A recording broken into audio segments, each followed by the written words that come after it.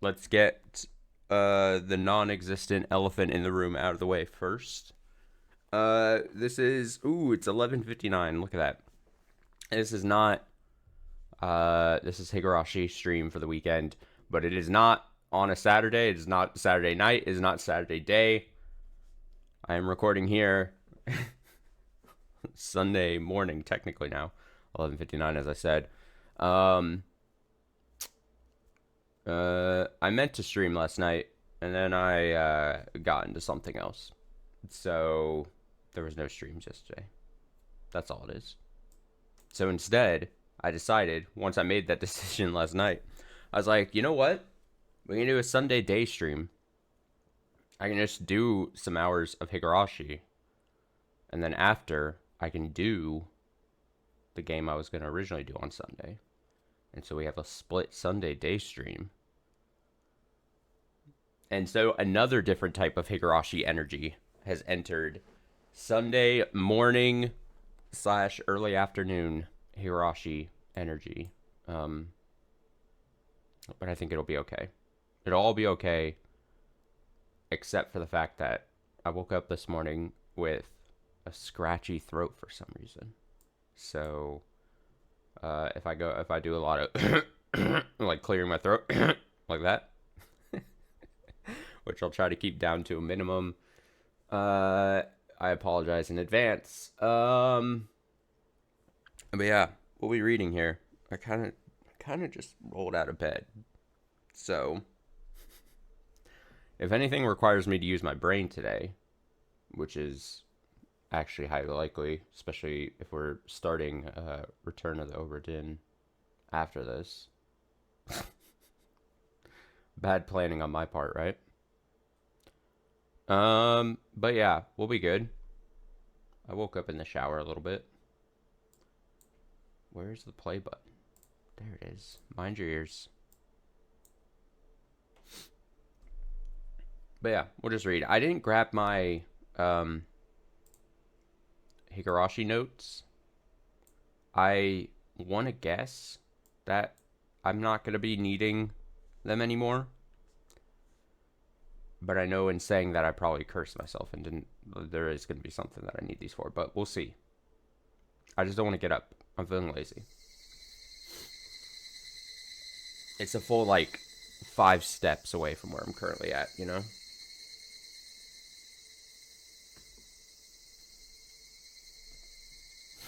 If I start walking over there, I might not make it back to the desk. We didn't cross into the second page yet, did we? No.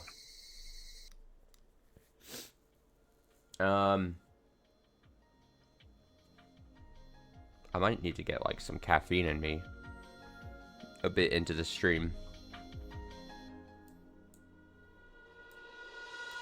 Just being 100% honest. So, in about an hour, I'm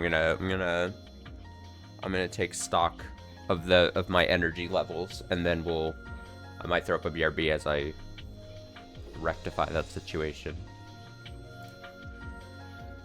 Alright, I'm pretty sure we were pretty close to wrapping this thing up. Let's see. I'm very prepared for this game to do something to me where, we finish all these squares, and then, another, 3 pages gets added. Oh no, we're not done. Why did I think that? Alright, an invitation to an end. I'm pretty sure we're going to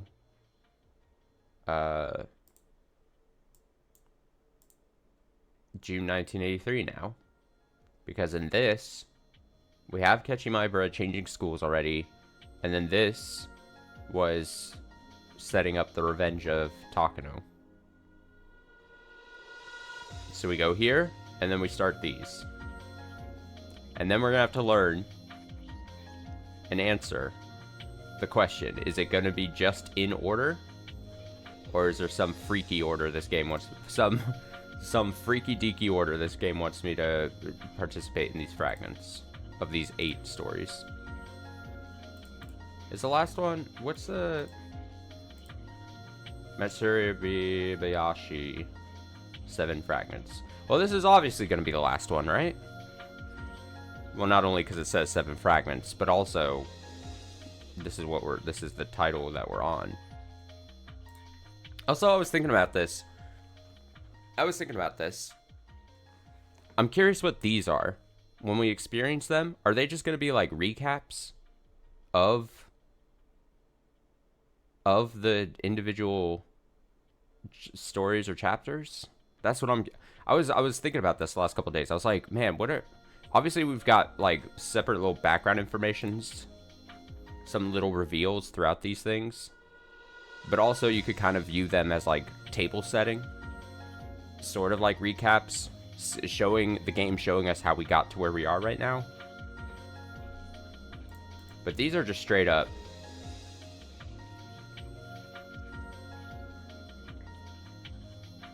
so yeah, I'm curious to see what those exactly are. But getting ahead of ourselves here, let's go June 1983. Hiya. We're in the purple place.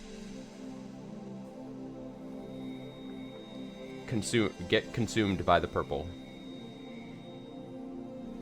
With this, do I have all the pieces lined up for 1983? Sure is a hard and exhausting job just lining up the pieces for the month of June. But finally I'm at the starting line, beginning from 0 at last. Yet, seeing all these colorful fragments together, I realized just how many sentiments were intertwined around June 1983. I used to think that thoughts of people with no relation to me were useless, but I was wrong.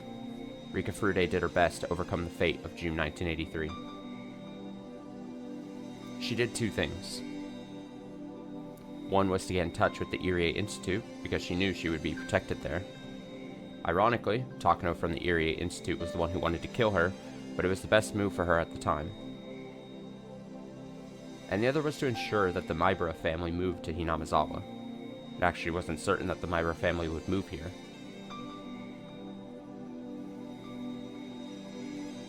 Wait. They're actually saying that scene where the dad ran into Rika and like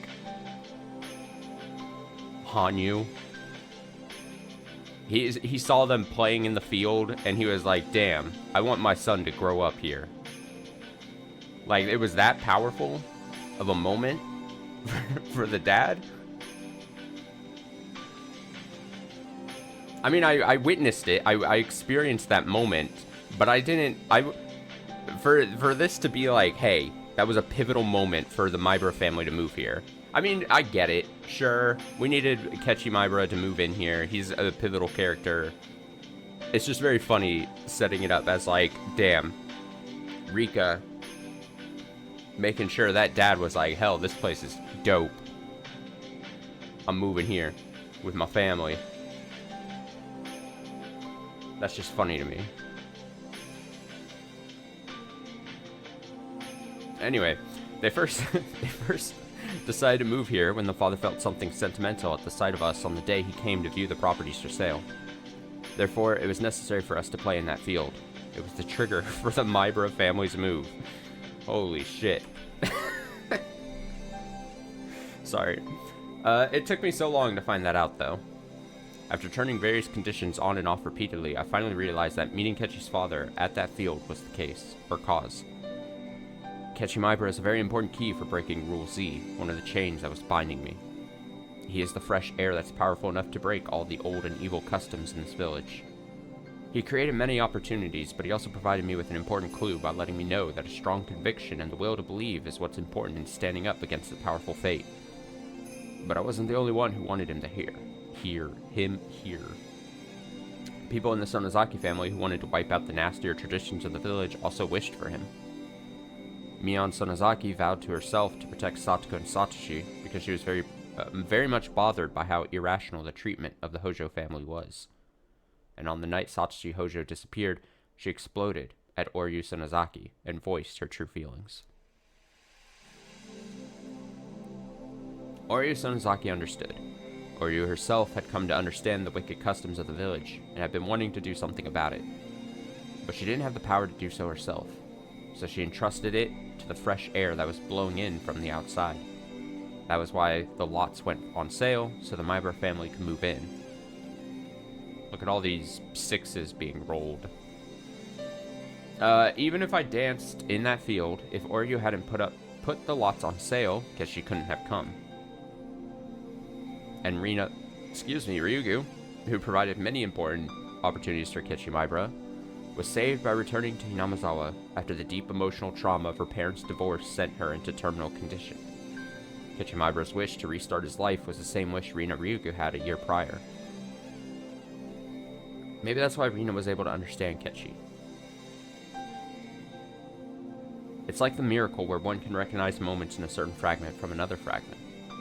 If they can use the lessons learned from one fragment, then humans won't make those mistakes. The game pieces will make their best moves, and the chances of winning this game of June 1983 will rapidly increase. In other words, Rina Ryugu makes extremely important moves on this game board without realizing it. The mighty Rule Z that surrounded the Hojo siblings was eventually smashed by their actions. Of course, Satoko overcoming herself was also a big help. Their hands met only because they reached from both sides. Kechi and Rina are the ones who taught me that. Mion is the one who made it possible for them to move here, and she also helped them to become familiar with the village. That's not all. Irie is also an important piece with significant functions of his own. I feel like I sound congested, I apologize. Chalk it up to, like I said, just waking up. Maybe coming down with some kind of sickness here. It's just one of those days. Feeling empathy, I can hear it. I hear myself when I stream, I pipe my own voice to my ears and everything. So I'm very attuned to how I sound. Especially when I sound sniffly and congested. Feeling empathy for Satoko. He is the most influential piece on the board we call Hinamizawa Syndrome. His existence is capable of defeating Rule X. Kechi and Rina's determination and subsequent awakening taught us that it was possible to fight against Rule X, but they didn't defeat it. Defeating Rule X requires the existence of Irie, who has the strong will to discover a cure for the syndrome. I didn't know Irie held this many thoughts within him. I always thought he was rather absent-minded, but he is, in fact, an important and powerful piece. So if we gather all this power, can we win against Takano's will? I've seen Takano's thoughts too. Sadly, her will is strong and can't be easily broken. It's no wonder our fate in June 1983 has been so hard to shake no matter how hard we fought. The sentiments I've been turning towards it pale in comparison to how many she's brought into it. The weight of our game pieces are different because I've given up on fighting while she has been risking her life to fight on. I've spent time sulking and drinking wine to escape from reality. It must be a very light piece indeed. I can't win against Takano with what I have so far. I need more pieces to be able to win. The officer Oishi once showed the possibility of becoming a strong ally. But he's under the misunderstanding that the Sonozaki family caused the death of his dear friend, so until that gets resolved, he won't be of any help. I don't know how I can resolve that misunderstanding, but I just have to believe in it and keep throwing the die. Just like Kechi and Rina constitute a chance to change fate, maybe Akasaka, has the power to create a chance as well. Akasaka. The curse of 1983 is tied to the curse of Hinamizawa. A curse can't be broken by inner power alone. It takes power from outside as well. Both sides have to reach out, otherwise the hands won't meet, just like what happened with Satoko. But Akasaka has never come to our aid. Even if he did, it was always too late. This fucking guy. Too late. Remember what... God. So we were introduced to him, in chapter 4, I think? And then it was in chapter 7, I think, when Rina was like, oh shit, he's here, and he made an entrance, I think, and it's like, he's gonna change everything. And then he just didn't show up. There was a blurb that was he was like, oh, he's with his wife or something. It's oh, how anticlimactic. It just fucking killed me. Alright, even if he did, it was always too late. Too late. Far too late. But if I keep throwing the die, will Akasaka's game piece eventually appear? The final rule, Rule Y, involves the evil masterminds who are using Takano as their own game piece. To defeat them, I need a very strong opponent for her. And the only one I can think of is none other than Akasuka from the police headquarters in Tokyo. There are more pieces who would lend me their power. I need to gather them all, otherwise I can't win against Takano. The preparation of the game board is complete, but I need more pieces.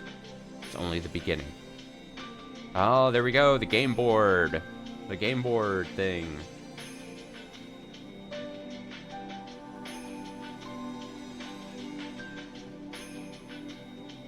Note to self, I also need to make sure. Actually, I should just do it now, because I know what's going to happen is I'm going to forget. This is awkward, but I can just do it online really quickly. I'm going to pay my rent. It's the 1st of the month. First stream of December. If I don't do this now, I'm going to forget. And I've never been late on paying rent. Don't need to start now. Alright, cool. Easy. Alright, so game board is set. Here we go. So I think this answers our thing. It's not going to be just 1, 2, or I mean, these aren't even in order, but it's not just 1, 2, boop, boop, boop, boop, boop. It's the game board being set up, and then it wants you to see like a fragment from this. Right? Right? Right. So I'm going to exit. I'm going to save for safety. We're going to start on page 2 because why not? Alright, save for safety. Now, the first chapter is Onikakushi. Do I want to even try to see? Well, we could just start there, right? It makes sense to. The requirement just seems to be the game board must be set up. So, metaphorically, I think this is going to be then, as the last couple of lines in what we just read is, it's got to be assembling of the game pieces. So we're going to go in, and we might get a recap, but we're also like, I don't know if it's going to physically like be like, oh, I'm plucking these people from this chapter, and we're assembling the squad to win against the evil Mio Takano.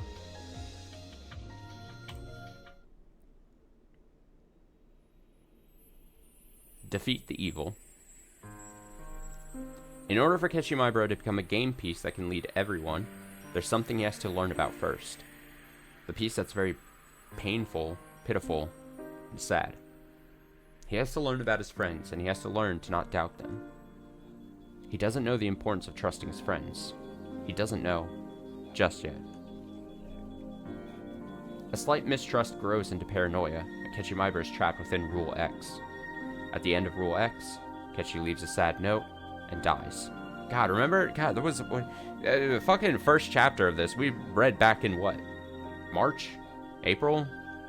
So long ago. Time flies. While it may be very bitter and very painful, it also puts him through the process of learning something very important.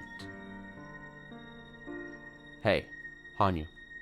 You didn't have to apologize. In the few days he left Hinamizawa to attend his relative's funeral, tragically, he experienced an outbreak. But I think this was necessary, as a first step towards learning something important. The very first step towards smoking out Rule X and eventually defeating it. When this piece was all I had, I didn't even think of that though. Oh shit, we might go quick through these. Oh shit. I mean, that's to be kind of expected. We're just recapping, again, picking the pieces and being like, hey, what did you learn in this chapter? To make it so that you could actually defeat Takano here at the end. Right? Right? I'm kind of cheating. I'm looking at my Steam list to see. Because life on the line. You tell me to recite the names of the chapters in order from 1 to 8.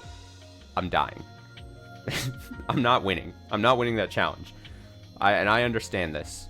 I understand my shortcomings. So chapter 2 is Watanagashi.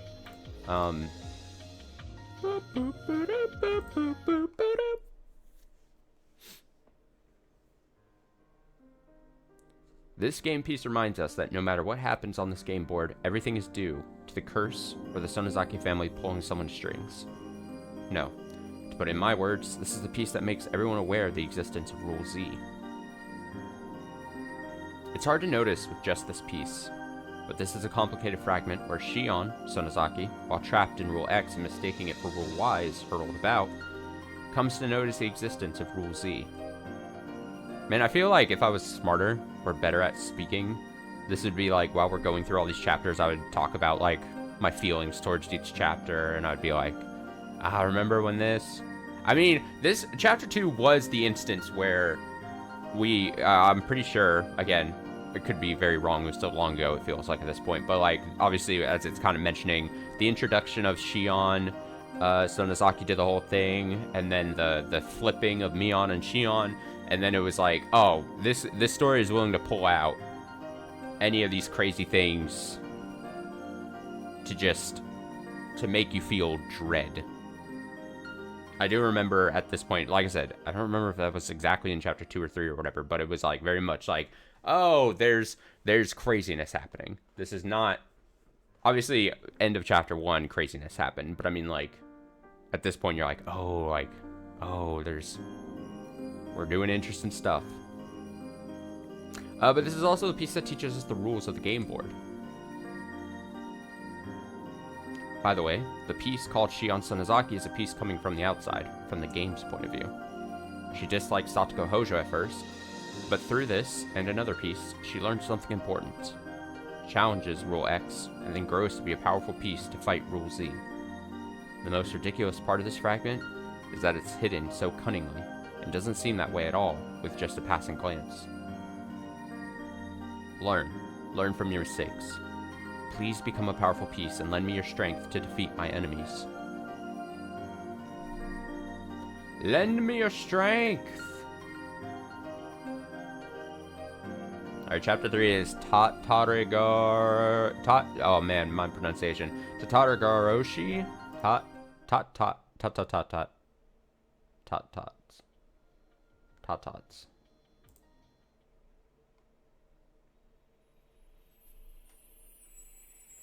Oh, every time I see this fucking guy. This piece shows us the existence of the unreasonable Rule Z surrounding Satoko, and reveals the most powerful adversary rule on the game board, Rule Y. Can the rules X, Y, and Z be seen now? The enemy we need to fight? The things we need to learn? All are gathered and revealed here in this fragment. At this point, it's impossible to reach Rule Y. Fighting against Rule Z's effect on Satoko is the best that can be done. But, in this place, we make a mistake in our approach for fighting it. The outcome we gain through erroneous means is erroneous itself. Keshimaibara learned that through his own experiences. A tragedy doesn't possess the power to overcome tragedy. Violence doesn't possess the power to overcome violence. If they can grasp that, all the pieces on this game board will learn the true way to fight. But Takano is too powerful. The shocking end of this piece doesn't allow us to learn it that easily. When did I know, was it last stream where I said, like, we only have, like, or in theory, I want to finish this in so many streams? Let me see. Today's, and then Tuesday, and then a special Thursday stream, probably, of this, and then Saturday, so 1, 2, 6? Yeah, 6. It was 6. I remember the number 6. Including this stream. If we can finish Higurashi in 6 streams, I'd be a happy man. At least, at most 6, I mean. Earlier would technically be better, but I'm trying to, I think it was because I was like, oh, mid-December would be, like, perfect for us to finish. Because then that means we can watch the live action thing, you know, like, end of December. That makes for easy Higurashi streams. So now chapter 4. Himatsubushi. Himatsubushi.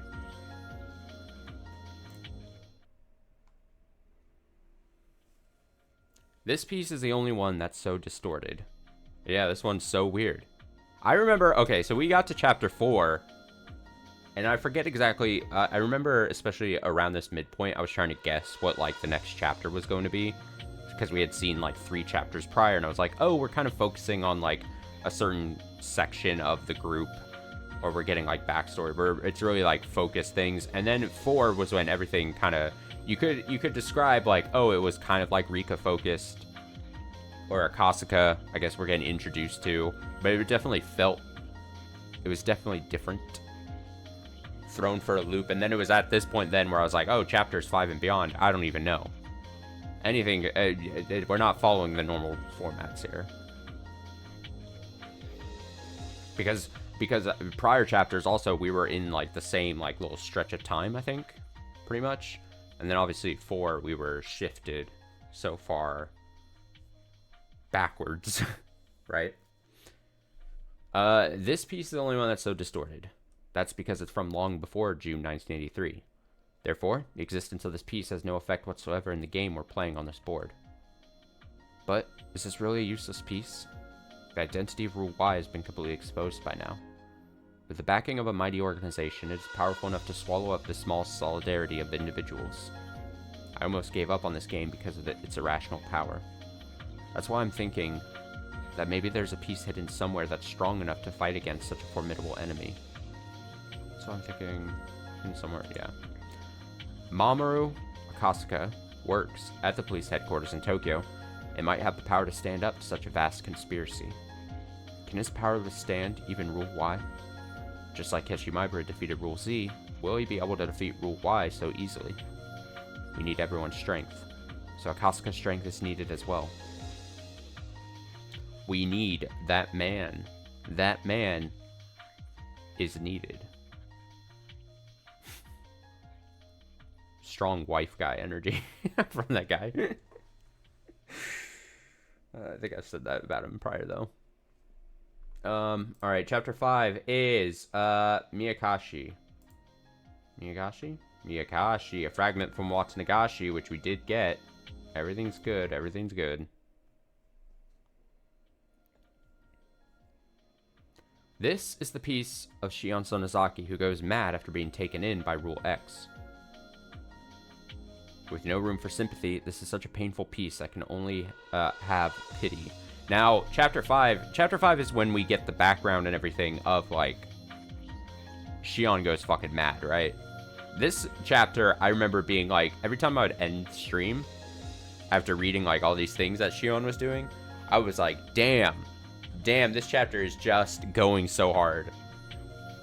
Constantly, that was my reaction to this one. With no room for sympathy, this is such a painful piece that can only have pity. It distinctly identifies the keyhole of the padlock called Rule Z. Keshimaibara becomes the key himself to pry open this padlock. And as Mion Sonozaki wished for, he becomes a wind that clears out the stagnant air filling the village. This piece also teaches us an important lesson. Shion Sonozaki learns through this piece and then becomes a strong ally for Satoko Hojo.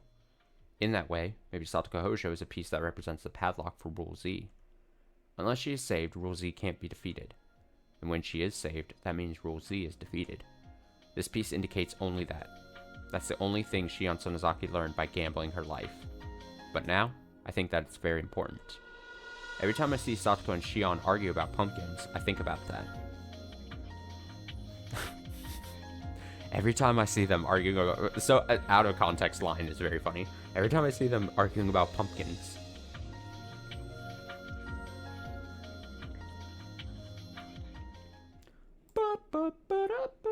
Alright, oh man, this one's always one that I'm like, alright, Sumi Horoboshi. Yep. A fragment from Onikakushi, which we did great.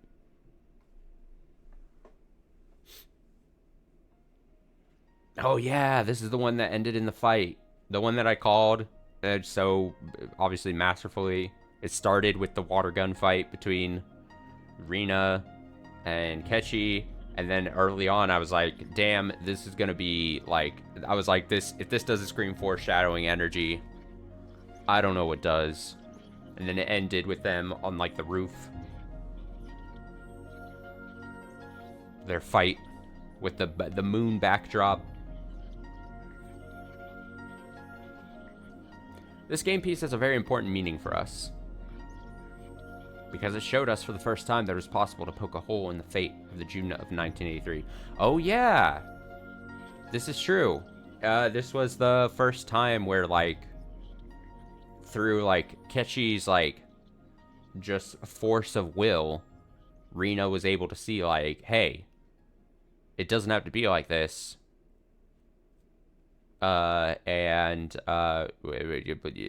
Basically it was like, I don't know how to phrase it clearly, but like, it was like, oh, it doesn't have to be the worst outcome at the end. Does that make sense? It's probably going to explain it here better than I just did, but to start from the conclusion, everything gets taken in by Rule Y at the end, and all of our effort is wasted. But we're challenging the great law that governs this game board, Rule X, head on. We're using everything we've learned so far from other fragments, which prove we can defeat it. We grow by learning. In a game with no hope of winning, we can discover a slight chance of victory. This piece taught us that.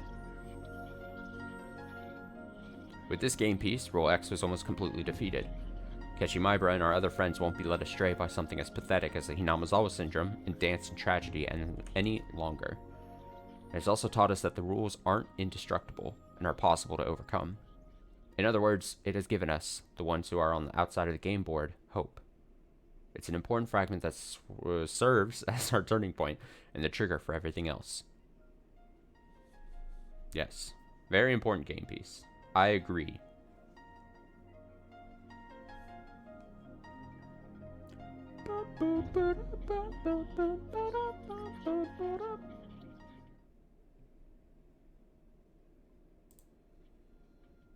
A fragment of Higurashi. Just wanted to check. Okay.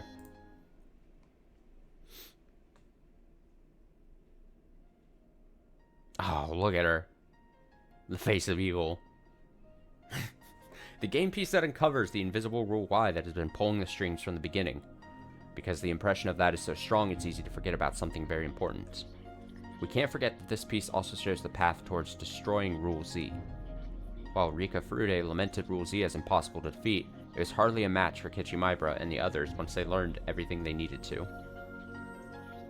They knew the correct way to fight and fought according to the rules of the game board. As a result, we win, and that fact is more valuable than anything for us. Keshimaibara taught me a lesson. There is no need to subject ourselves to any fate. The will to believe can defeat anything. The fate that I was always subjected to was created by Mio Takano's own conviction. So what he says is correct. To defeat her conviction, we need a stronger conviction of our own. A strong will can be pierced only by another strong will. We defeated rules X and Z and then challenged the final rule, Rule Y, but we needed more pieces. Each piece fought at its best, but the strength of our enemy's pieces, led by Mio Takano, were just too powerful. She didn't even give us mercy. She squished us completely and made us restart the game all over again. Although we lost, we didn't give up the resolve in our hearts. Because we finally found the true culprit and also found a clue for how to fight against her. We can't win with the pieces we have now. We don't have a powerful enough conviction or a strong enough will. But Hanyu and I will keep trying. We'll roll our die repeatedly, look for the greatest result, collect pieces, and try again. With a will stronger than Takano. Didn't you think of giving up several times before we got to this point? But you made it because you believed in me and followed me here. We're almost there. We can do it. Let's create the last piece. It'll be the ultimate piece, and we won't need anything else. The very last piece of all. Come on, let's collect the pieces. Let's collect miracles. Please give your hopes, desires, and dreams to me.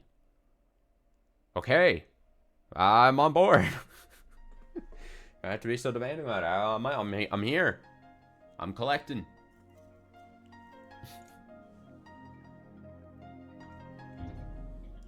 I believe. Alright, for some reason, I don't know why, I just feel like I should save. Save for safety. The last thing I want is some tragic thing to happen.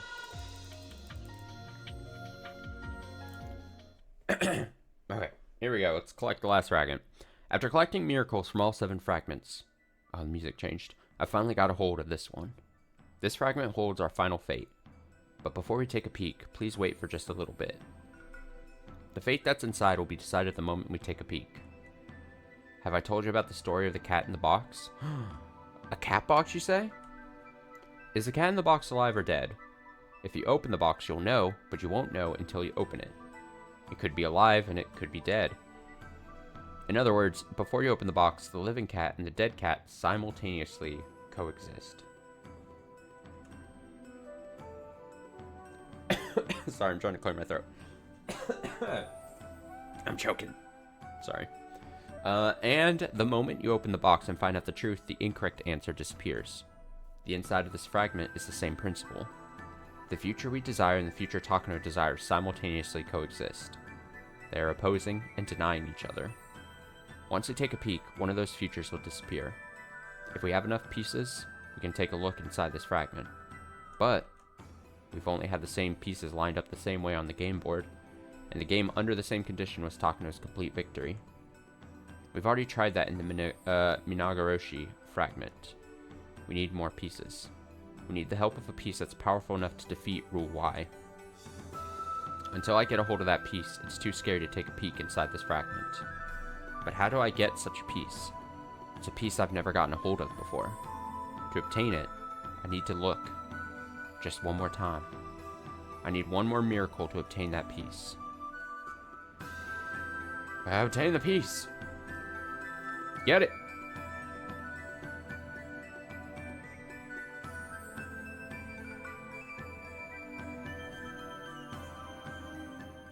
Is the game just going to take me into the next part?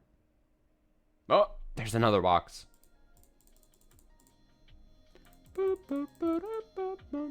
Leftover fragments. Do you need the final miracle?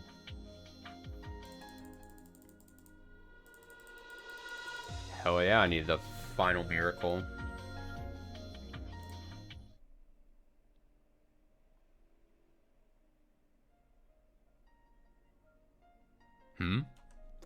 What is this? I never noticed this tiny little fragment. Sometimes a fragment gets cracked and it breaks. Just like how the fate we believe in cracks sometimes. A damaged fate is no longer the same fate it was. Then which fate does this place belong to?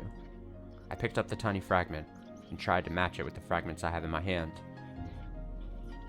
And the last fragment I picked up was the Himatsubushi fragment. You know what? Wait, one sec. I'm trying to check. Oh. The last fragment I picked up... Okay, so the chapter 4. I was trying to see what number. This fragment was distorted from the beginning. And look. See? This tiny piece fits perfectly. With this tiny fragment, how will the world change? What kind of miracle will occur? Oh, are we like changing history? Are we changing the events of chapter 4? To make Akasaka like fucking usable as a man, as a piece, as an entity? We gotta change fate. Make him not useless. The whole world warped. Since I put the broken piece back where it belonged, the distortion centered on the crack.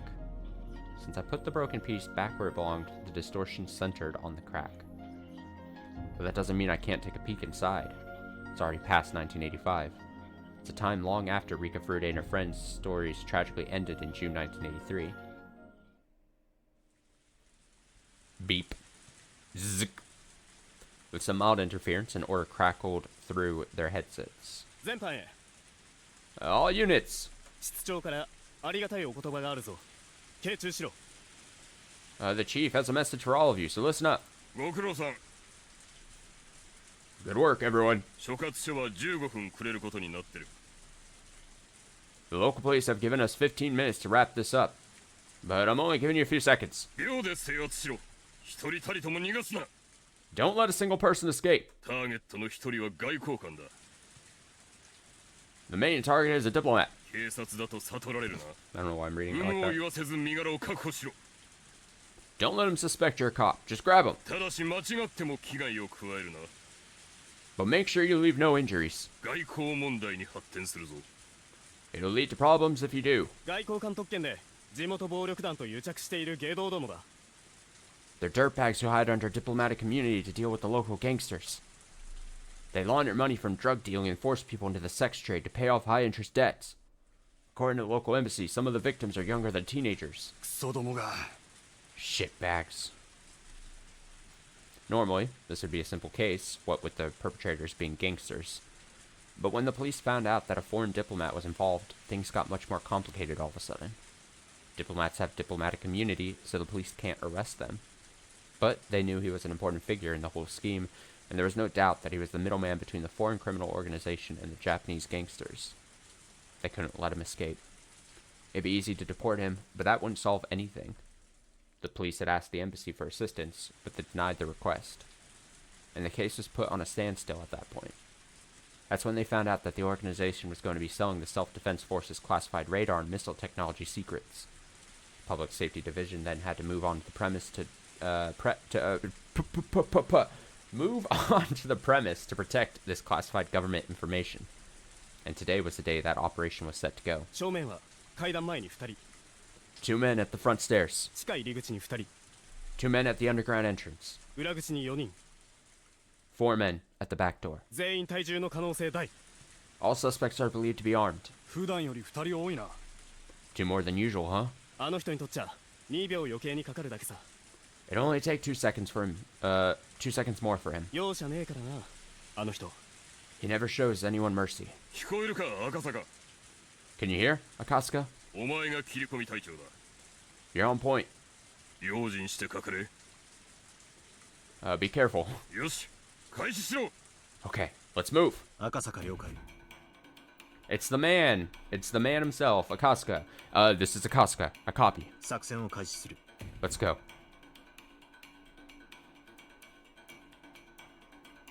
A man suddenly appeared. I like how that's a man suddenly appeared. Oh god. A man suddenly appeared around the corner downtown. It was Akasuka. He displayed none of the naivety that he did when he first met Rika. He's a changed man. When he got to the entrance of the underground club, a bouncer with a heavy foreign accent stopped him. This place, members only.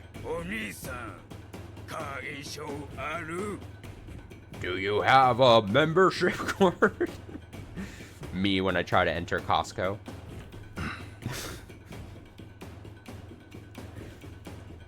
Costco pulled a card out after being asked. It was a card that was very difficult to forge, so they could only get one. As a man on point, he was the one to receive it. The bouncer let Akasuka in after confirming he had a membership card. Akasuka-san, past the bouncer at the entrance. He's going down the stairs. Come on, Akasuka. At the bottom of the staircase, there was an overly decorated door like the ones you'd see at a high-class club. The venomous glow of the cocktail lights lit it up, silently warning everyone it was an entrance to a den of evil. Welcome. May I see your membership card? Again? The guard at the entrance took the membership card and put it through the card reader on the wall. Beep! An error sound. Slight perspiration could be seen on Akasuka's forehead. The guard swiped the card a couple of times more. Beep! Beep! Akasuka-san is having a problem. Did they change the system? If Akasuka is encountering trouble, we'll change plans. Secure his safety pronto. The expression on the guard with him steadily grew dour. His right hand reached inside of his jacket, probably fingering his gun. Ding! Ding! The buzzer suddenly rang with a delightful tone, and the card reader flashed a green light. Immediately after that, the lock on the door opened up. Thank you for waiting. Please head on inside. The guard pulled his hand out of his jacket and opened up the heavy door. Loud music and flashing colorful lights spilled out from the inside. Why does this look like a shot from Umineko? Wasn't there a shot in Umineko that's like of the ceiling of like a chandelier like thing? I don't know, it just seems very familiar to me. Loud music, like exactly this like angle too. Loud music and flashing colorful lights spilled out from the inside. From within that, a well-dressed guard appeared to welcome Akaska. At this moment, his first mission was accomplished. Having acted as a go signal for the remaining units, Akaska was also in the dangerous position of being in enemy territory all by himself. The door was the biggest obstacle for their ambush. The door locked automatically, so whenever it was closed, it was also sealed that way. It was a solid door, and nearly impossible to open from the outside. Somebody had to not only open that door, but keep it open for several seconds in order for the raid to begin. Akaska was the only one who could do that. Akaska. Entrance secured. Commence operation. The complex on the other side of the club was getting a new tenant, and there were 2 trucks parked in front of the building. But of course, that was just a disguise. The door to one of the trucks opened, and several dozen plainclothes investigators jumped out. The same thing was happening at the back door, too. The ground-level guards noticed this and began to draw their guns, but were taken down immediately by nearby investigators who had been pretending to be innocent bystanders. Several dozen investigators quietly went down the underground stairs. These narrow underground stairs were another obstacle to their operation. Everything would end up on the security camera. Their raid would become known within a few seconds. For that matter, a push on the security button would make it impossible for the lock to be opened from the outside. That's why they had to secure the door before the ambush. The guards on both sides of Akaska noticed loud footsteps coming down the stairs. The well-dressed guard also realized that something was wrong. The 3 guards shifted their attention from Akaska to the stairs behind him. As he sensed that attention shift, Akaska took a quick, deep breath and then stopped breathing entirely. The 2 guards standing beside him suddenly rose into the air in strange positions.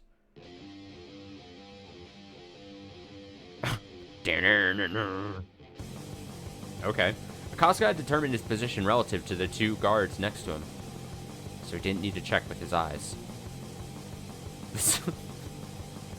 But even so, his fists had been driven into their faces with such precise accuracy. His moves were well-trained ones and showed no mercy against evil. They were as destructive as armor-piercing ammunition. And furthermore, Akaska had retracted his arms at the same speed he struck. Everything looked so strange in the flashing lights. The man who witnessed all this probably couldn't figure out what had just happened. 2 guards were up in the air in strange positions, and the man who had been standing in front of him was now crouching low. Then that frozen moment shattered. The well-dressed guard was smashed into the ceiling, and shortly afterward came crashing down onto the floor. Later on, while slurping liquid food, he would desperately try to remember whether it was a fist or a leg that broke his jaw. He would probably never quite recall it. Rather luckily, the way his body fell blocked the door, so Akaska didn't have to hold it open any longer. This is Akaska. I'm going in. Wait! Wait for your backup! Akaska! The room was filled with loud music, but everyone had already noticed the brouhaha. Ah, yes, the brouhaha at the entrance. Everyone, get down! As soon as Akaska bellowed his warning, screams filled the club. Most people immediately hit the floor as if trying to proclaim their innocence, but all the guards reacted quickly to Akaska. In the midst of all this, there were a few people who were trying to make their escape through the back alongside several guards. Akaska restarted his breathing once and then stopped it again, and then ran after them like a wolf. He jumped up onto the table, smashing expensive bottles of alcohol and shattering glass with ice cubes made from the icebergs of the Arctic. A foreign bodyguard, whose previous profession must have been a professional boxer, thoughtlessly stood in front of Akaska. With a heavy accent, he tried to taunt his opponent, but Akaska couldn't have cared less about that. The only display that man was able to put on for him was that he was able to block Akaska's attack, but it wasn't even an effective guard. The power of Akaska's punches were so incredible that they simply broke the man's bones in his attempt to block them. The man's arm warped in a strange way, and the moment after the agony showed on his face, Akaska's left arm ground into it. Akaska, you see, is right-handed. That man should consider himself grateful that he was able to get away with a mere orbital fracture. Thinking that this was his chance, another man attempted to tackle Akaska-san from behind. He assumed that no matter how strong a man was, he'd go down quickly when attacked from behind. He also assumed that as Akasaka was concentrating in front of him, he wouldn't be expecting an attack from behind to begin with. But that would only be true if Akasaka was just concentrating on his front. Indeed, the attacker was very wrong, for Akasaka was no longer even thinking about the man before him. Akasaka knew exactly when and what was about to happen. The experience he had built up to this day taught him that. His body, more than his mind, remembered the timing for when menaces to society like these would make their move from behind him. Akasaka's attack continued fluidly from the left arm punch that he struck against the ex-boxer. His left arm retracted, and at the same time, he arced his left leg around beautifully, as it also just looked like arsed. He arsed his left leg around beautifully as it crashed into the man approaching him from behind. A dull sound signified that his nose had been broken, but Akasaka already knew that. Akasaka continued his motion, directed a decisive right blow to the side of its assailant's head. The man slammed into the wall and bounced off of it, rolling on the floor. Akasaka took another breath. Under the glare of the dazzling club lights, the guards realized they were up against a demon. Yes, they realized there was no way to take him down. The guards were being paid to deal with humans. Fighting demons just wasn't in their job description. At that moment, backup finally arrived. Maybe finally isn't a suitable word. Everything that happened did so over a matter of seconds. The time it took for Akasaka to take down these 5 guards was a span of merely 2 breaths. Put your hands above your head and get down on the floor! If you resist, we will open fire! Thanks to Akasaka's furious action, the flow of events was already set. Akasaka's intimidating first strike shattered the gang leader's will to run. They were all down on the floor, but one of them began smiling. You shouldn't touch me. It'll lead to an international incident. Akasaka grabbed him by the collar and threw him against the concrete wall. Aren't you a policeman? I have diplomatic immunity. I am a diplomat. Good for you. So how much did you get paid, huh? This'll be an international incident. I will be calling the embassy. Oh, God. With a dragon-like roar, Akasaka's right fist pounded the wall right next to the diplomat's head.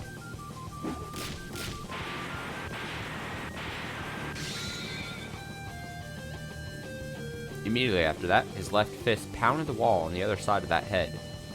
And soon enough, Akasaka had pounded the wall 7 times, each just a sliver away from the diplomat. His fists were easily powerful enough to crush the man's head. The diplomat crumbled to the floor.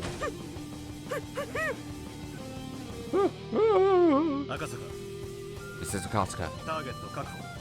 Target secured. Further investigations discovered a secret getaway route that even public safety didn't know about. Dozens of Soviet military-grade machine guns were found, and if Akasaka hadn't stopped them there in the club, they would have escaped, or even worse, the operation might have ended with a brutal death toll on both sides. All thanks to how well Akasaka executed his duty, the operation was completed without a single shot fired.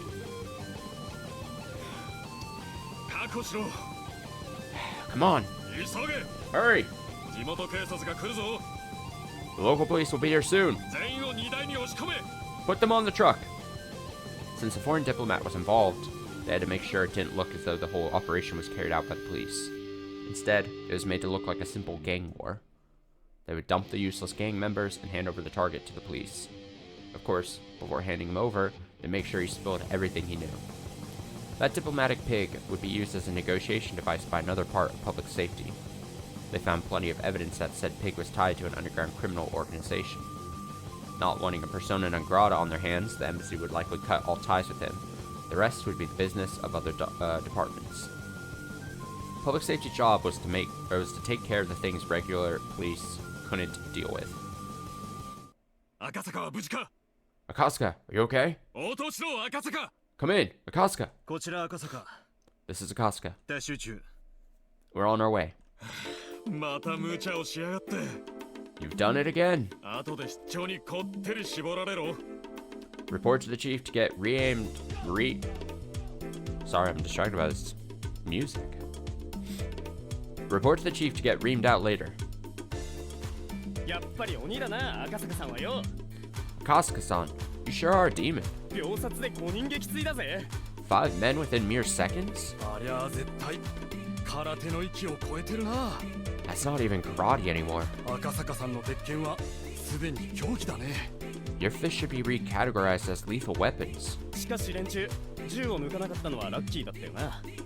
Sure was lucky that none of them drew their guns, though. Knowing how brutal Akasaka-san is, he could have turned them into honeycombs. Shut up. Don't make me sound like an assassin. I show no mercy against evil, that's all. The pigs he had just caught were no average criminals. They had committed so many unforgivable sins. The strength behind Akasaka's fist was proportional to those sins. The heavier their sins, the more powerful his blows would be. Oh, he's so cool. Come on, round them up. Akasaka, make them hurry. The local police will get here quickly. This is Akasaka. Understood. Did you guys hear? Hurry up. Roger.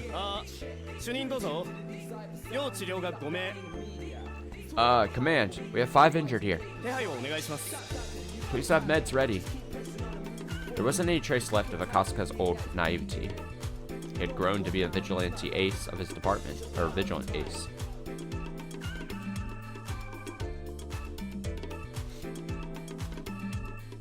Okay.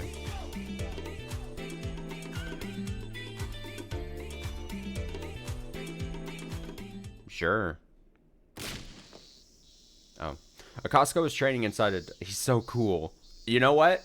We fixed the fragment. He's now not useless.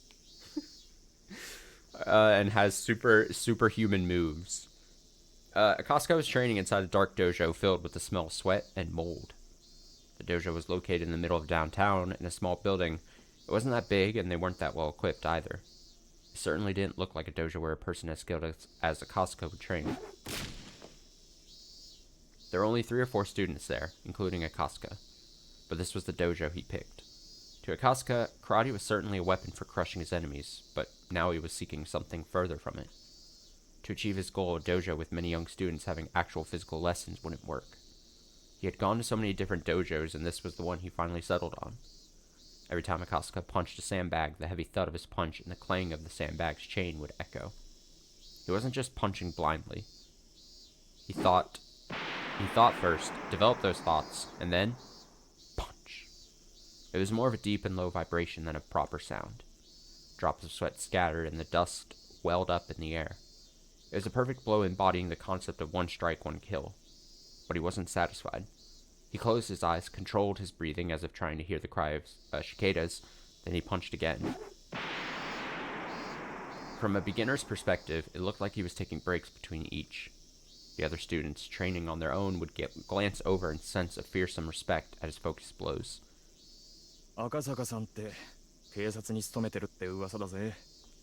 I heard Akasaka-san works at the police department. Really?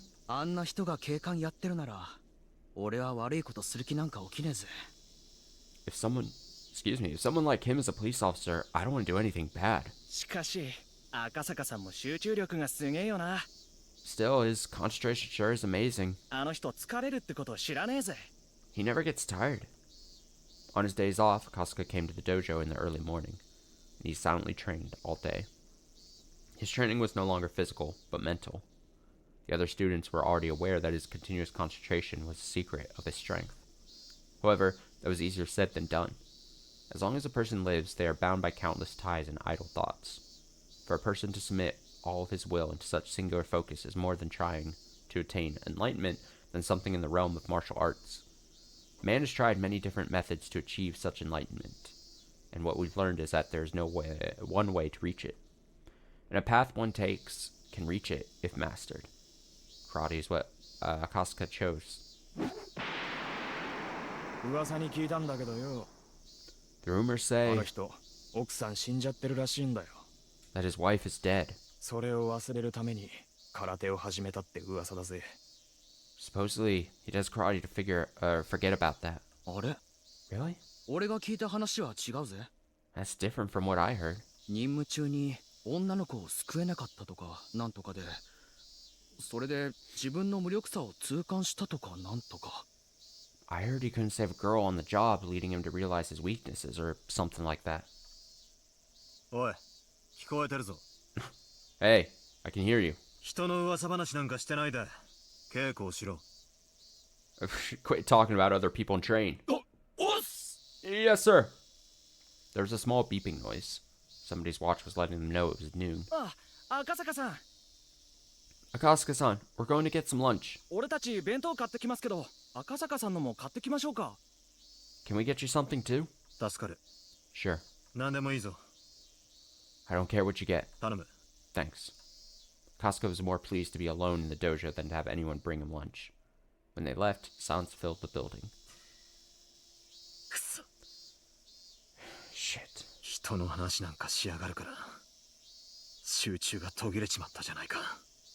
My focus dissipated because they were talking about me. But that happened because of that bit of small talk. That meant he had much more training to do. He had to train much harder if he wanted to achieve enlightenment. He focused again and started to punch the sandbag, but the sound was a lot lighter than before, and obviously the strength of his fist was no longer there. Realizing that he needed to take a break, Kasuka pulled out a towel from his bag and sat down. The sound of cicadas soaked into his body. The windows were open, but there was no breeze coming in. Still, he could feel the cool air, if just a little. Just as I said, the reason Akasuka started karate was because of Yuki's death. Of course, losing against the suspect in that kidnapping incident was one reason too, but more than that, the pain from Yuki's death was what made him start. Yuki fell down the stairs at the hospital and died while he was on a business trip at Shishibone. He couldn't get rid of that depression, so he started learning karate. So, is this implying then that the fragment, for them to get Akasuka at the point where he needs to be to assist in defeating Takano, is that it has to be that his wife dies, and not that Rika tells him to go back home to make sure his wife doesn't die? And if that's the case, that's fucking tragic. That is fucking sad. Because it's like, damn, wife must be dead for us to get Akasuka to focus and be ready. Which I guess might be like, there's like a bigger message behind that of all, like, oh, you know, like, what am I trying to say? What am I trying to put to words? I don't know. I had a thought. I had an idea, but I can't, like, formulate it well enough with words. But basically, what I'm trying to say is it does fucking suck. And it's something we had kind of, I mean, I guess I really would have guessed maybe this was what was needed, right? Because the whole ideal and the whole idea and what was previously, I think, stated directly was like, yeah, he's fucking distracted and not there because Rika told him, hey, go back. Don't have your wife fall down the stairs or whatever. And then I think in chapter 7, the whole thing was Akasuka wasn't there because he was on vacation with his wife. So of course, if she's dead, he's not tied up. He trains in karate, apparently becomes a superhuman. Alright, anyway, he couldn't get rid of that depression, so he started learning karate. But in June 1983, when the Great Hinamazawa disaster occurred, he realized something very important. A girl had predicted Yuki's death, and, in return, she wanted him to help her. Yuki's death was an accident. He could have told himself that there was nothing he could have done. But, as for the girl, Rika Furude's death was different. She knew about her own death 5 years prior. When the disaster occurred, he remembered Oishi and called him to make sure he was okay, then found out about everything. When he was caught up, he fell into despair. Rika Furude was the turning point in his life. If he had believed what she predicted and did something about it, maybe Yuki wouldn't have had to fall down the stairs. took the oath to serve the public as a police officer, he didn't even notice the plea for help from a little girl. He shoved aside a conspiracy surrounding her until it was too late. He had 5 years to do something about it, but he didn't do anything. She died. Visiting Hinamizawa for the kidnapping case of the minister's grandson was definitely the turning point in his life.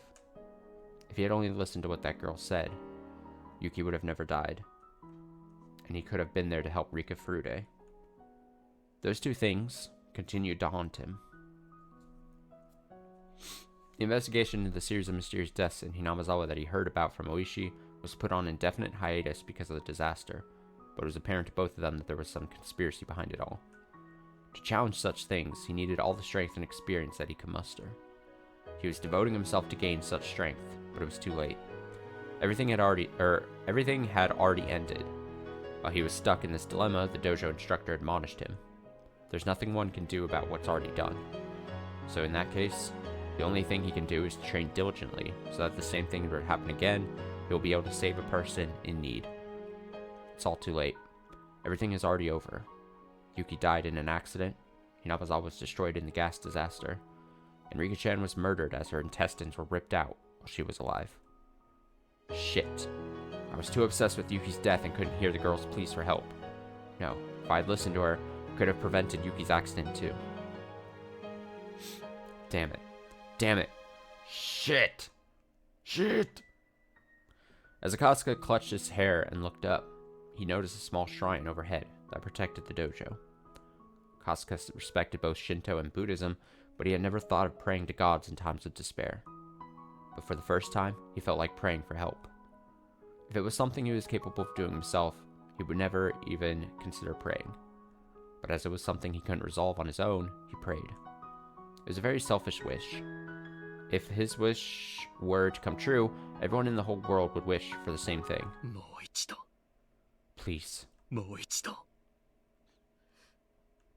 あの時に戻らせてくれ Please give me another chance to go back to that time.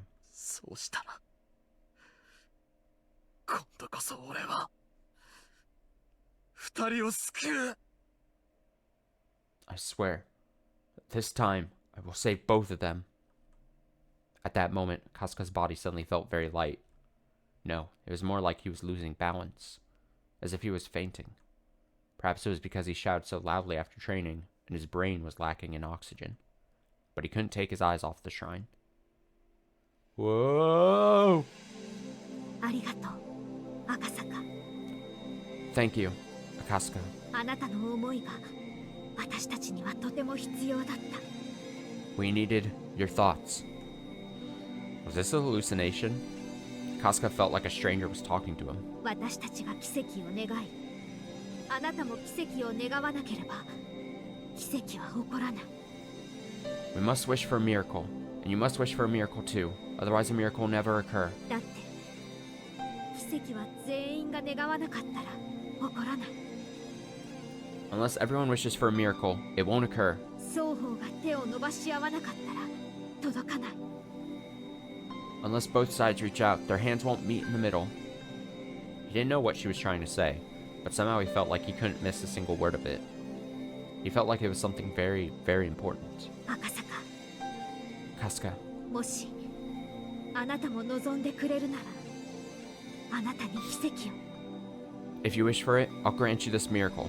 私たちに奇跡を。 And it'll be a miracle for us too. それは欠けたかけらを結び合わせ、より大きな大きなかけらを生み出すきっかけになる。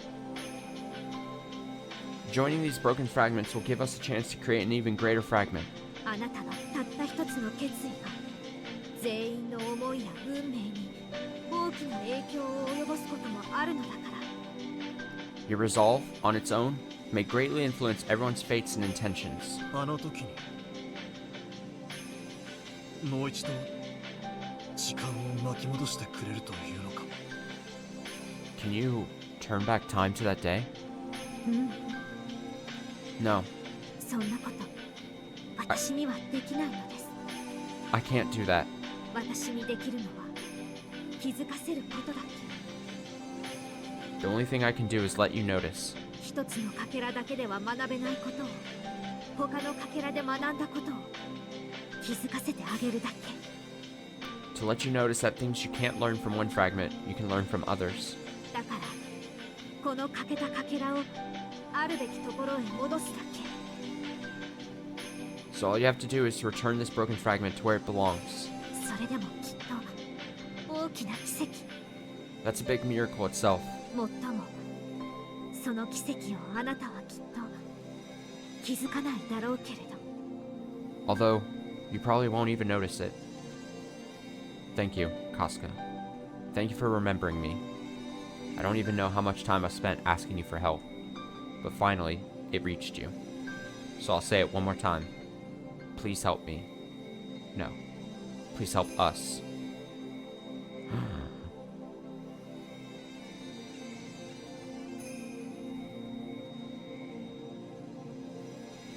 We got him. We've assembled the team, I guess.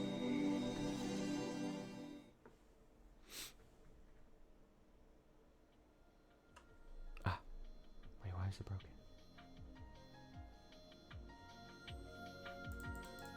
Oh.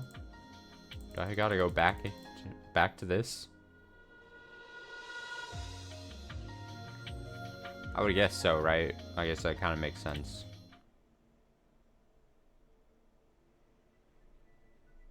It was long. It really was long. Are you okay? Is your spirit still alive? Do we have all the pieces we lined up on the game board? Is this everything we have that can go up against Takano and her minions in the Game of Fate in the June of 1983? I think. Maybe. We have everything. And last but not least, Hanyu. It's you. The time you have left to be a piece is limited, but that doesn't mean you can't show up in the game. Shall we begin? I've put in hundreds of years just for this moment.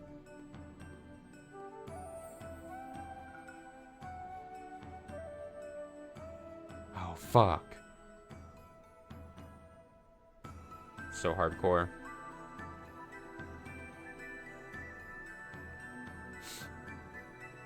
Shit, I'm hyped again. I'm ready. Put me in, coach. It's all coming together. We completed the puzzle. Should I, one second. Yeah, probably should. Alright, I'm gonna go, I said at this top, I was gonna go get some caffeine. So give me like, I'm gonna throw up a BRB. Give me like 5 minutes at most. I'm gonna procure a thing. Caffeine in the form of a drink. So yeah, give me about 5 minutes. I'll be right back. And we will, continue. Just go on, I guess. Be back shortly.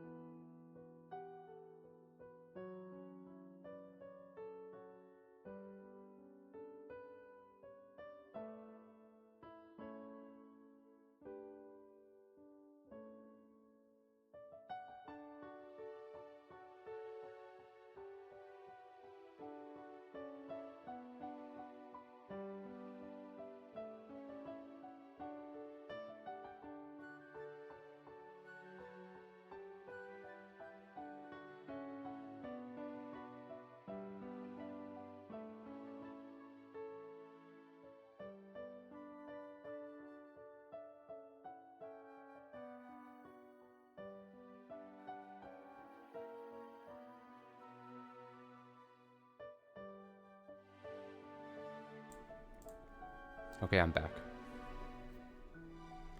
Caffeine obtained.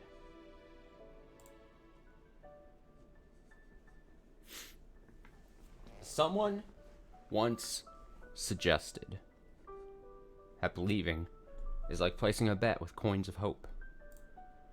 In other words, believing means taking a risk. You gain something if you win, but you lose something if you fail.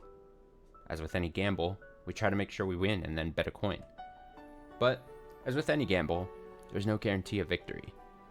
Sometimes you win, and sometimes you lose. And that's how you increase the number of coins you have. But if you keep losing, you don't want to continue gambling. It's then that you realize that if you don't gamble, you don't have to lose anything. Not gambling on anything is the same as not believing in anything. Not believing in anything is the same as not involving yourself in anything. Are these like... These are like words that I feel like Hanyu should have listened to. Wasn't it? I mean, wasn't it? I'm not asking a question. Hanyu's whole thing was like, hey, if you just don't think anything good can happen, then you won't let yourself down. You won't give your hopes up, you know? Fucking Hanyu. And not involving yourself in anything is the same as not existing. Therefore, she didn't exist. Oh, it might be exactly talking about Hanyu. The one coin she had in her heart was the last one. If she lost it, she'd disappear. That was why she was hesitating to make a bet.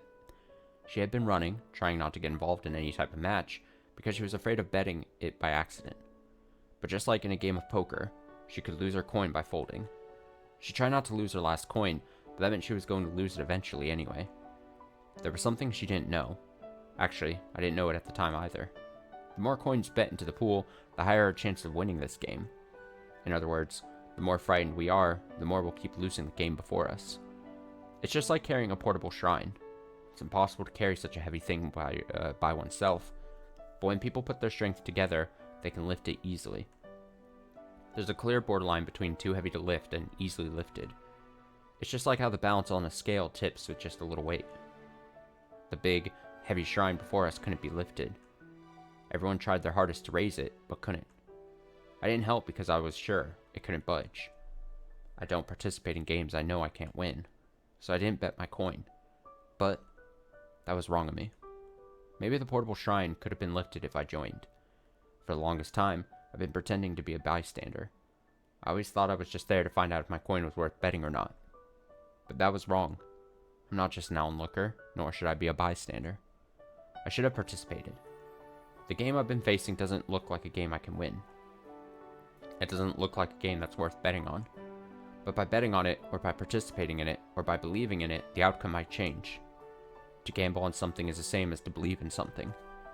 To believe in something is the same as to be involved in something. To be involved in something is the same as to exist.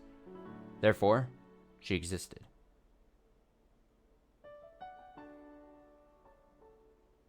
She existed. Oh shit.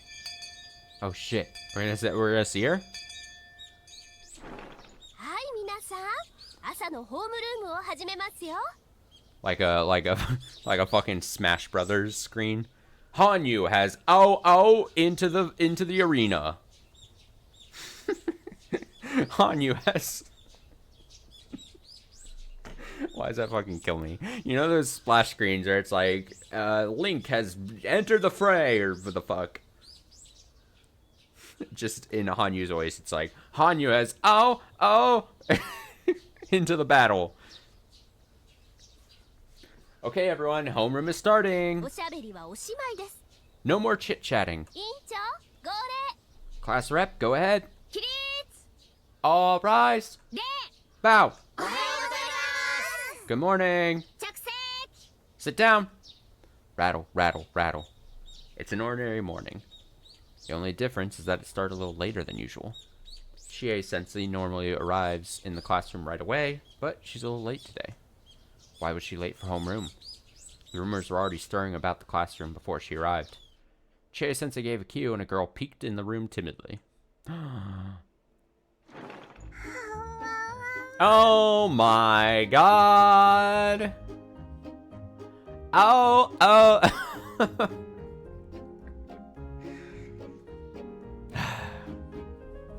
しい転校生の古出羽生さんです。 This is a new student, Hanyu Furuta-san. 今日から皆さんと一緒にお勉強することになりました。 She's going to be joining us starting today. Wow! The voices of welcome, delight, and surprise all mixed together and filled the classroom. 古出？ Furude? あれ？リカちゃんの親戚なの？ Is she related to Rika-chan? そうなのですよ。 Yes, she is. 僕の遠縁の親戚なのです。 She's my distant relative. もう私もびっくりでございますのよ。 My, that's quite a surprise even to me. リカに親戚がいたなんて知りませんでしたわ。 I was uninformed that Rika had relatives. いやいや、おじさんも知らなかったよ。 Hey, this old man didn't know either. まあ、御三家筋は結構ややこしいからね。 Well, three families are rather complicated. 私の知らない縁戚がいたとしてもありえないことじゃないよ。 I wouldn't be surprised if I had distant relatives myself. でもやっぱりリカちゃんの親戚だよね。 But she sure does look related to Rika-chan. How long is it gonna take Rina to go like, I want to take her home? Oh. Next line is the answer. What a cutie. It's been a while, I feel like. She's having a violent reaction. All my classmates had gotten excited. The new girl looked rather intimidated by it all. Rika-chan is rather carefree, but this Hanyu seems like the complete opposite. She's more like a shy woodland animal. The exact type that Rina loves. Look, see? Rina is ready to swallow her whole. では羽生さん、自己紹介をしてください。 Okay, Hanyu-san, please introduce yourself. 皆さんは静かに聞くように。 Settle down, everyone. はい、それでは羽生さん、 Go どう ahead. ぞ。 Go ahead, Hanyu-san. Chie-sensei left the podium and encouraged Hanyu to take over. The even greater pressure of the silence left her standing there timidly for a little bit. Well, that's understandable. It's very nerve-wracking to watch, though.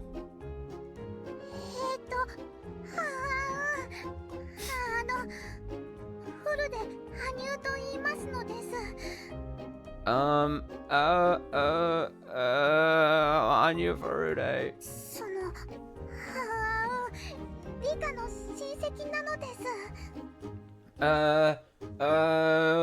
Rika's relative? み、 Me. 僕の親戚なのですよ。 She's my relative. みんな仲良くしてあげてほしいです。 Please be nice to her. Rika-chan could tell that she's too nervous to introduce herself. She's right to break the silence. Pressuring her like that isn't fair, which is why I decided to make it more lively. リカちゃんと同じ古出さんなんだね。 You're called Furude, just like Rika-chan, huh? 古出さんが2人になっちゃった。 Now we have two Furudes in this class. 羽生さんでいいじゃありませんの。 Then how about we call her Hanyu-san? 古出さんって呼んだらリカも振り返ってしまいましたよ。 If we call her Furude-san, Rika might think we're addressing her, don't you think?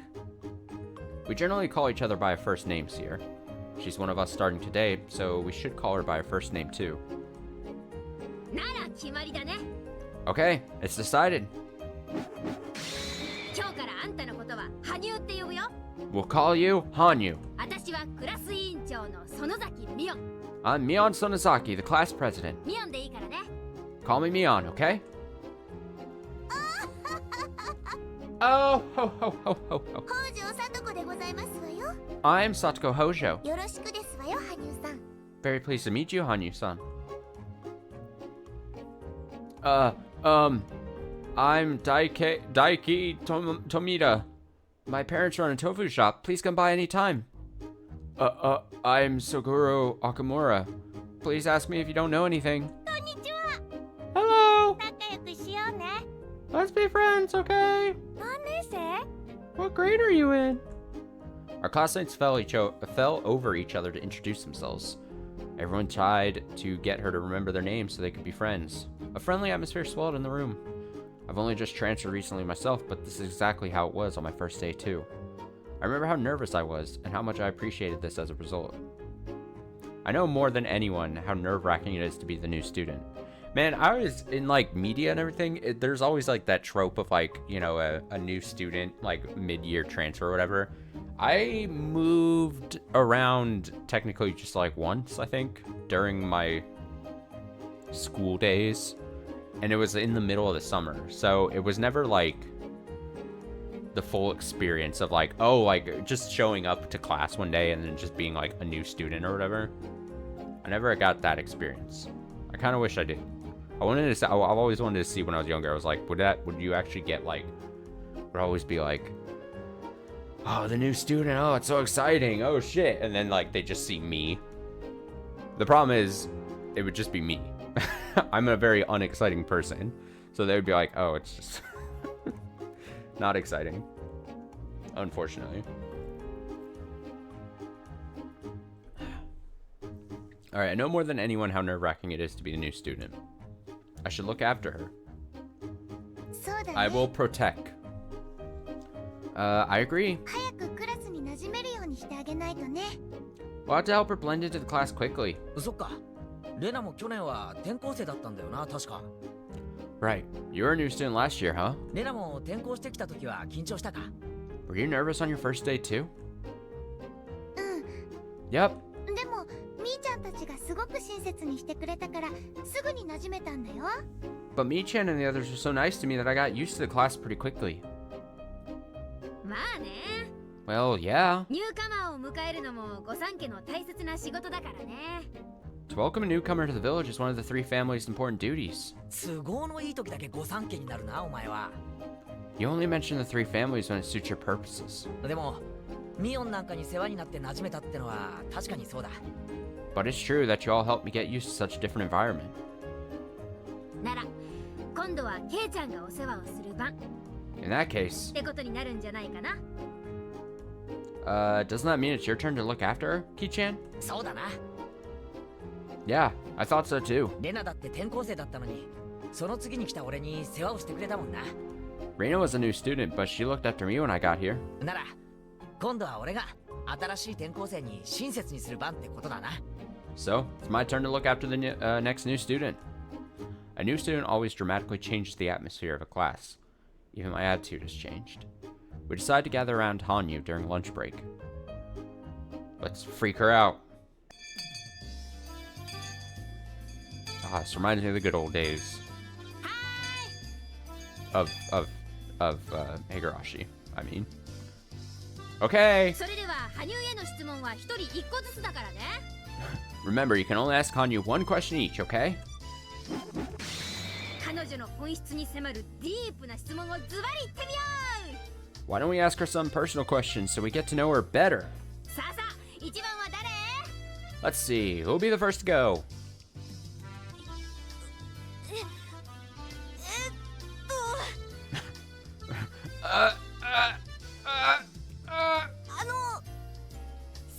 食べ物は何ですか？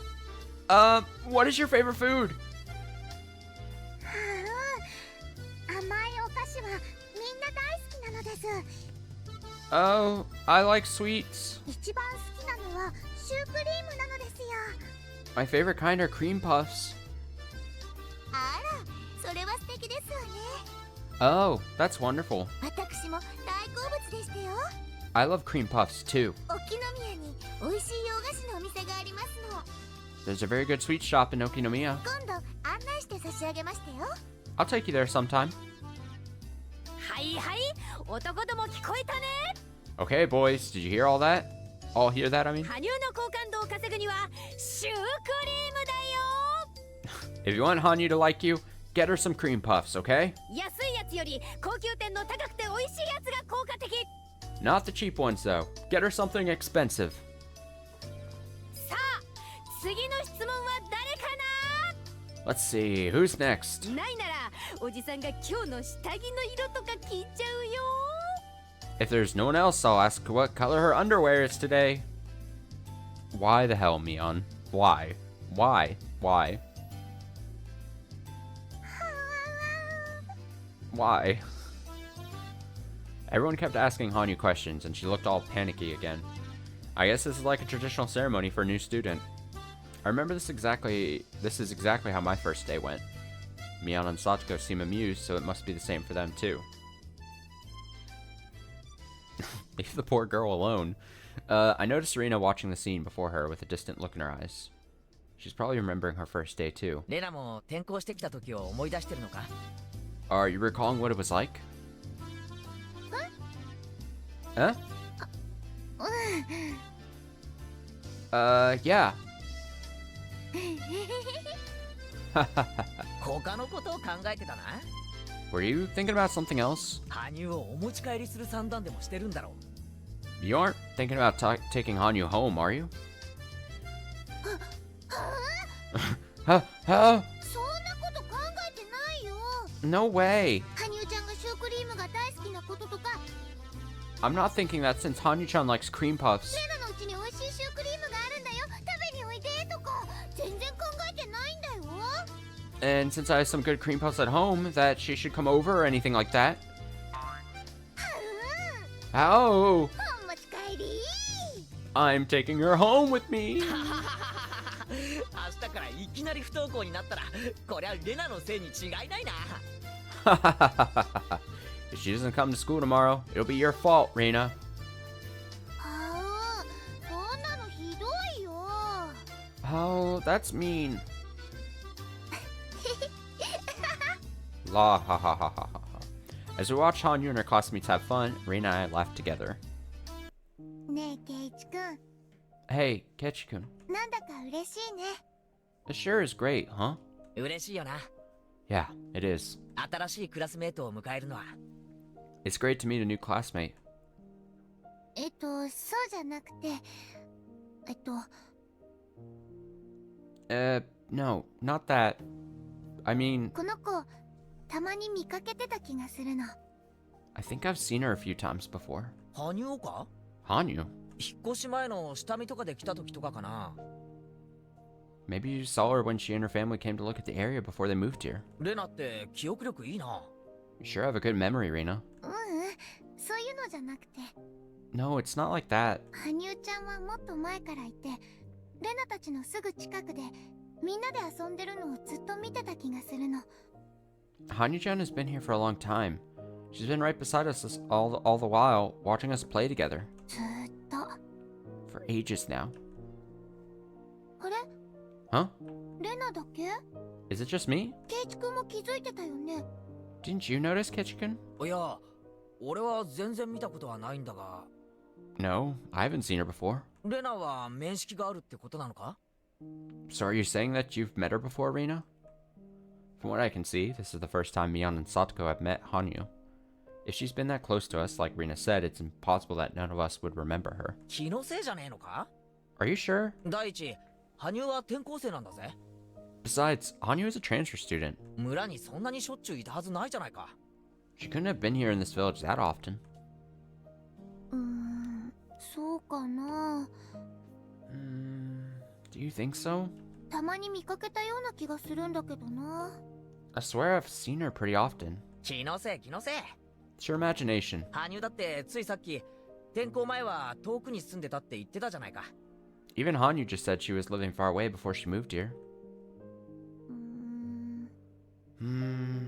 でもレナは見たんだけどな But I've seen her before. は Rena looked like she was trying to remember more. It's probably one of those deja vu experiences. Although it is the first time you see something, it feels like you've seen it before. 別にどうでもいいだろ Oh well, just forget about it. 今はここにいるんだからさ She's here now, right? そうなんだよね Yeah, you're right. Yeah. あんなにもレナたちの輪の中に入りたそうにしていたから仲間に加われてよかったねって She always seems so eager to join us, so I'm glad that she's one of us now. Ha ha ha. Rena smiled with tears in her eyes. When I looked over at her, Rika-chan was wearing the same expression. It made no sense to me why those two looked that way. But as soon as Satoko came over and pulled a prank on me, I forgot all about it. Jesus. And then a bomb went off.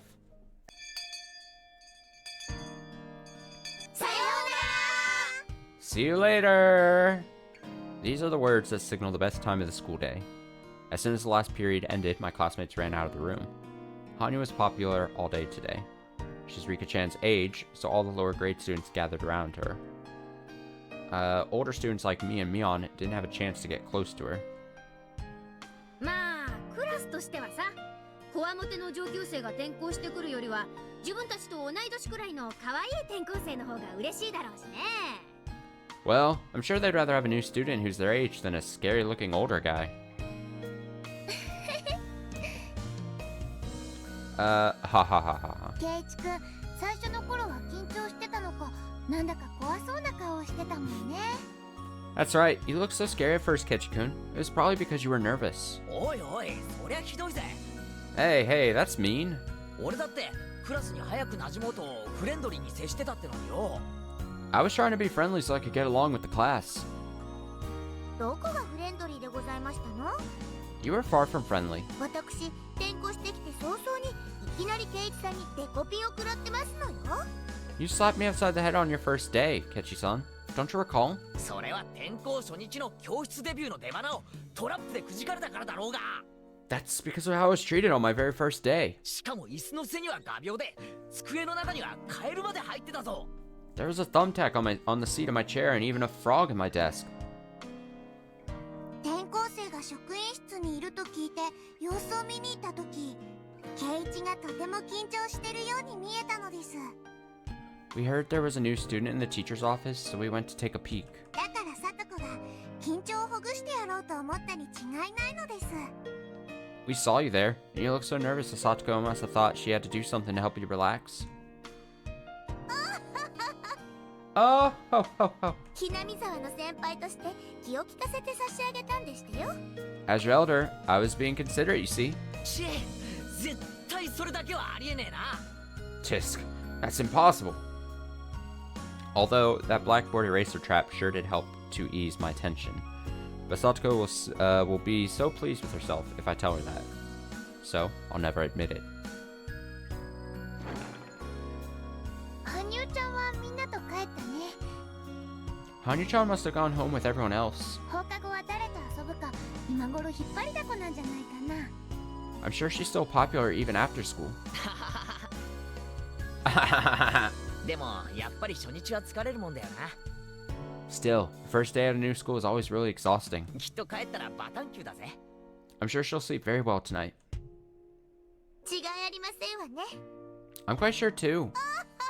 Oh, ho, ho, ho, ho. さてさて皆の衆、 Okay, everyone. このところ私のバイトのせいでだいぶ長いことご無沙汰だったね。 It's been a while since I've been busy with work quite a bit lately. 部活メンバーの招集だ。 It's time for a club meeting! Oh, it's not that music. I was ready for that. I've been waiting for this. ご無沙汰が過ぎると鈍ってしまいましたよ。 It's been so long that I've gotten rusty. み Meep. 誰かの罰ゲームをかわいそしないと僕も退屈してしまいますです。 I've been bored because I haven't rubbed a loser's head in a while. はう How? レナは負けないんだよ。 I won't lose. 久しぶりだから手加減なんかしないんだよ。 I won't be holding back just because it's been a while.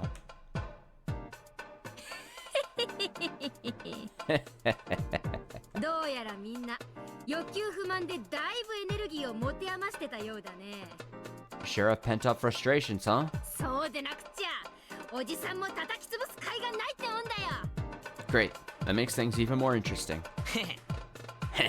やる気満々みたいじゃねえか。 Everyone's motivated, huh? だがな、あいにく俺の今日の調子は絶好調だ。 You better watch out. I'm in top form today. しくじったなミオン。今日もバイトに行ってた方が良かったと後悔することになるぜ。 Mion, you're gonna wish you went back to work instead. Or you went to work. Mion's had to work quite a bit lately because her uncle's shop is short on staff. So we haven't done any club activities for a long while. For us, club activities are the main reason we come to school. Fuck learning. In a way, we live for these few hours after school. If there are no club activities, there's no point in coming here at all. So it only makes sense for us to be excited about getting to have a meeting again. こりゃ生半可なゲームじゃみんなの渇きを癒せそうにないね。 I guess none of us will be satisfied with an ordinary game. You know what a thought I just had? Because I was going to make a joke about like a shadow game or a penalty game or fucking some other dumb Yu-Gi-Oh reference or something with the games that I'm sure I've done many times. But now I just thought about it. What if they beat Takano at the end with like a club-like activity? They play some simple game or something. If we want to like tie it all the way back to like, was it Mahjong? And they had that trick. They learned that trick, and like with the sleight of hand thing. It would be so funny if they somehow defeat Takano with a simple trick and like in a game of Mahjong or something. They put it all. They risk everything. Put it all on the line. The way to defeat Takano, the great godlike Takano, is with a game of Mahjong. I can see it now. Alright, so yeah, Mion's saying, I guess none of us will be satisfied with an ordinary game. Heh, heh. 何のゲームで料理してやろうかね。 What should we play? Mion looked into the club locker. I'm always curious about what's in that locker and how much of it there is. I swear there's more in there than it can realistically hold. Just then, we heard the door open. あれ Oh, 羽生ちゃん Hanyu-chan. Hanyu. こ She stumbles into the club. なのです Hello. あらどうなさいましたの What are you doing here? 忘れ物でございますの Did you forget something? I thought she had already gone home. Did she forget her lunchbox or something? It's not that big a deal to forget a textbook, but you can't forget a lunchbox.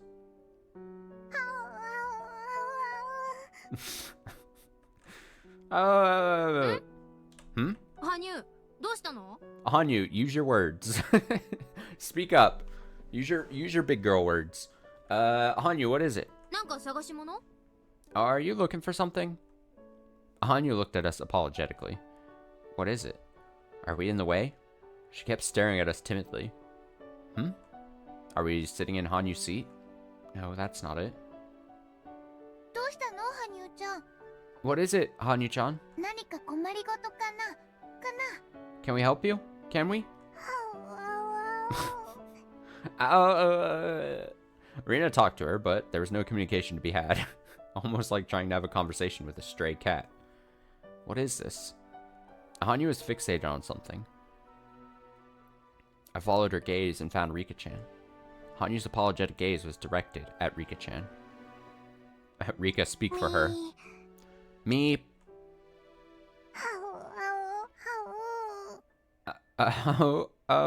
Is Rika gonna like translate this? 僕は何も言いませんです I won't say anything. 羽生がそうしたいなら自分のお口で言うと良いのです If you want it, you need to say it yourself, Hanyu. This is pathetic. With that, I finally figured it out. Hanyu wanted to say something, but she didn't know how to say it, so she wanted Rika-chan to say it for her. But Rika-chan told her to say it herself. In other words, we need to listen to what Hanyu has to say. We patiently waited for Hanyu to speak up. But when I think about what happened this morning, I realize this kind of silence makes her even more nervous. Rina, noticing that, talked to her in a sweet tone of voice. どうしたの羽生ちゃん What is it, Hanyu-chan? レナにこっそり話して Can you tell me? 相談に乗ってあげるよ I'll help you. は How? お Hmm? 何 What is it? もう一回言って Can you say it one more time?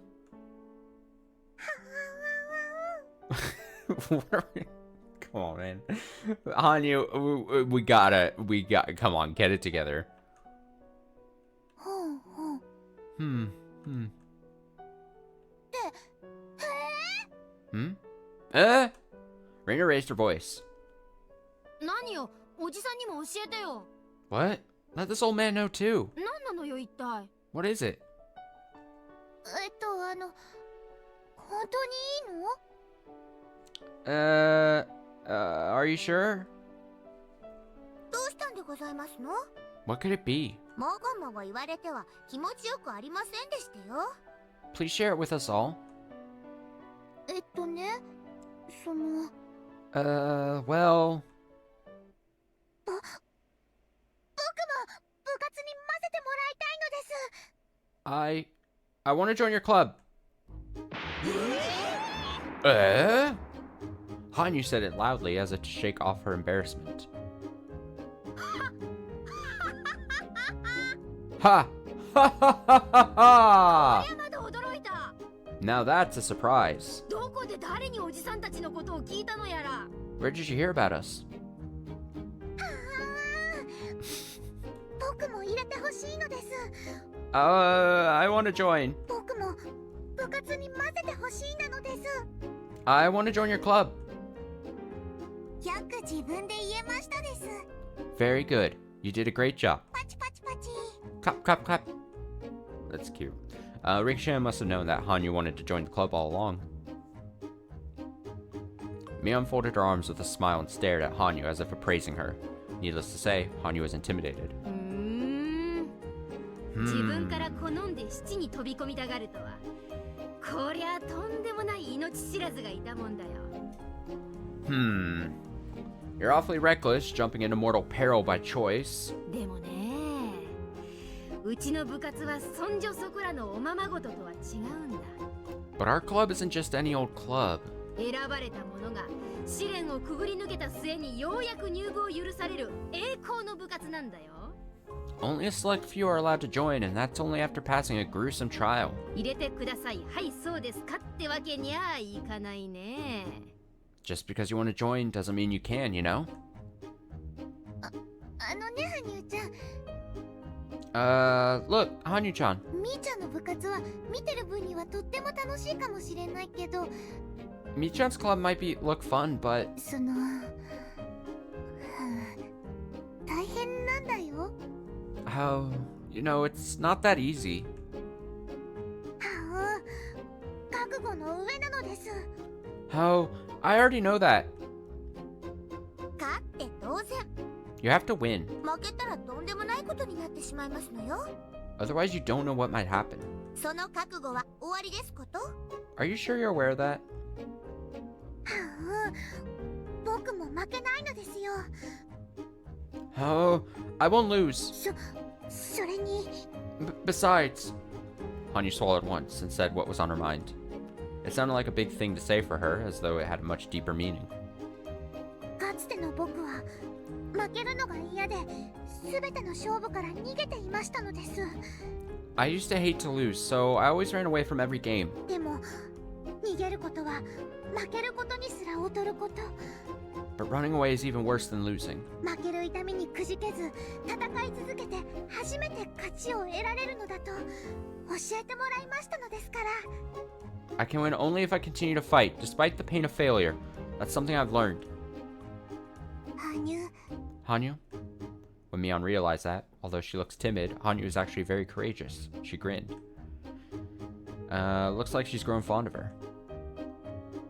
へえ、 Well, well. なかなかどうして大した根性じゃねえかよ。 She's got guts. どうだよミオ、せっかくだから試してやったらいいじゃねえかよ。 How about it, Mion? Why don't we let her try, huh? 入部試験。 Let her take the entrance exam.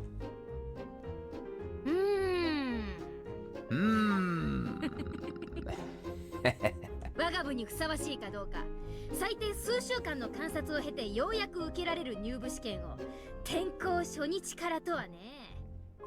It usually takes more than a few weeks to determine if one is even qualified to take the exam, yet she wants to take it on her first day. さてどうしたものか。What should I do? Mion pretended to be stubborn, but in reality, she was simply playing with her. If she actually didn't want her to join, she would have refused to right away. Of course, if Hanyu was bothered by this kind of intimidation, she wouldn't be able to survive in this club. レナとサトコが今話したと思うけど、 Just like Rina and Satoko said, うちの部は厳しいよ。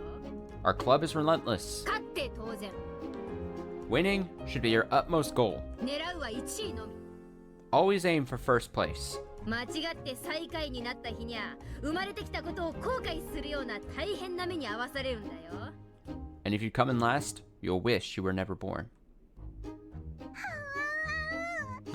でも、僕も頑張るのです。 I'll do my best. でも、罰ゲームだってとっても楽しいんだよ。 The punishment for losing is actually kind of fun too. Hanyu-chan, you've been watching the whole time, huh? You've been wanting to join for the longest time, huh? I got the feeling that Rina just mumbled something about that. ミオン、もったいぶらないで試してやればいいじゃねえかよ。 Come on, Mion, let her try. 俺だってそいつをくぐって入部を許可されたはずだぜ。 I got in by going through that too, you know? そうですわよ。 Quite true. 一つ、羽生さんの腕っぷしを見てやろうじゃありませんの。 Let us see what Hanyu-san is made of. 羽生ちゃん、頑張ろう。 Have fun, Hanyu-chan. レナは手加減しないからね。 I won't hold back, okay? 僕だって手加減しないのです。 I won't hold back either. 僕は羽生にだけ手加減しないのです。 I'll only give you my best, Hanyu. Oh, よーし、気に入った。 very well. フルで羽生、あんたに我が部の入部試験を許可する。 Hanyu Furude, you're on. You're allowed to take the entrance exam. となりゃ話は変わるね。 Okay then. 羽生にもわかるゲームにしてあげないとね。 I'll have to choose a game that Hanyu knows how to play. どれがいいかな。 What would be good? Oh. Oh. こいつがいいかな。 What about this? Mion threw a deck of cards onto the desk. Does this mean 誰でもわかるゲームでいこう。 we'll play a game that everyone knows? トランプのじじ抜きはどうかな。 How about Old Maid?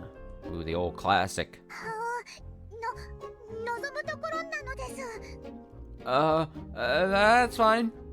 Here she goes. It's exactly what I had to endure when I went through this entrance exam.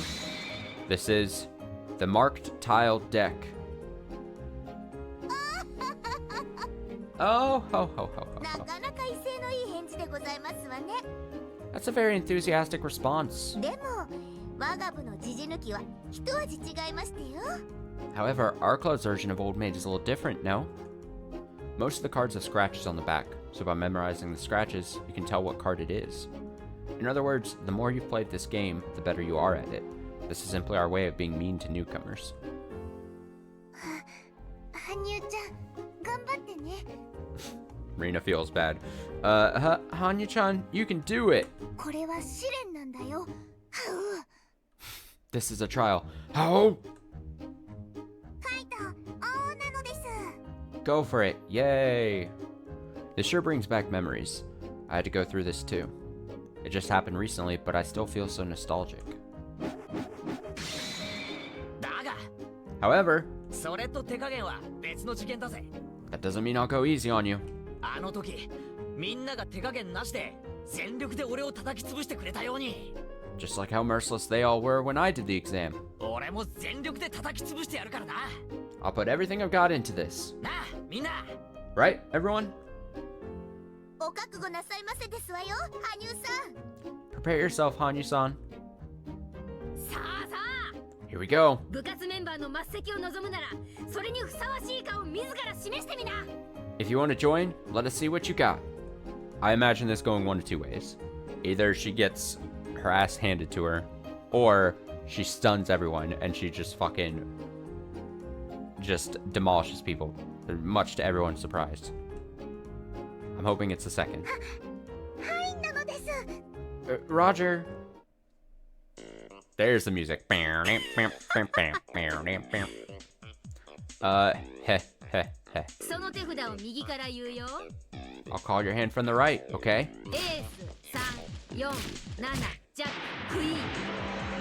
Ace, 3, 4, 7, Jack, and Queen.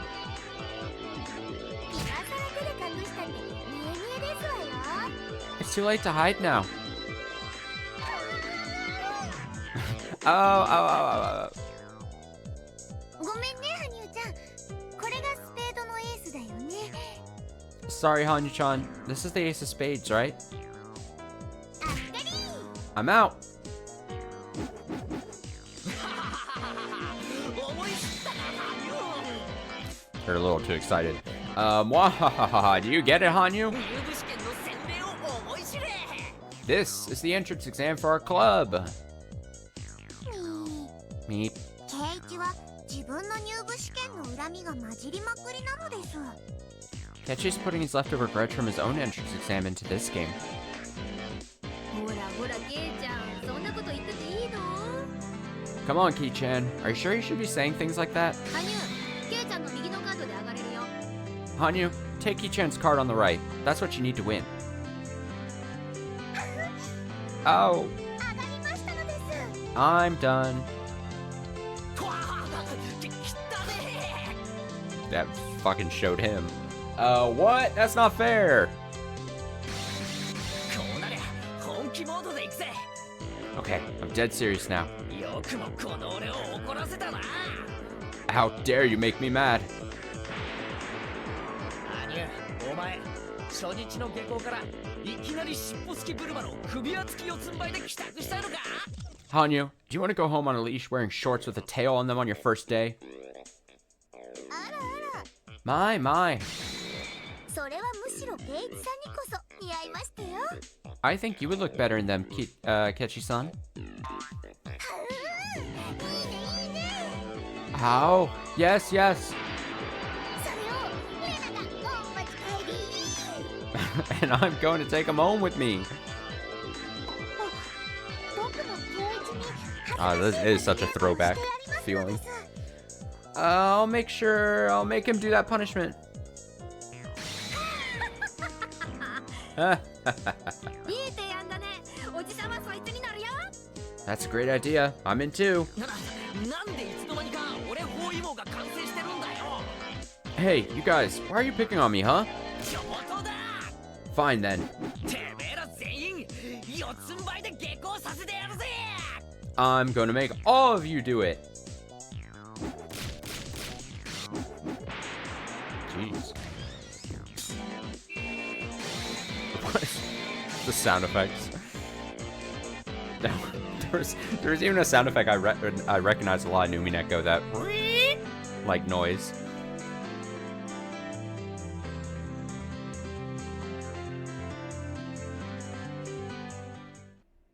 はい、バンケットより後方。 Okay, this is the banquet section. Can you hear me? スピーチあと一人で乾杯に入ります。準備できてるね。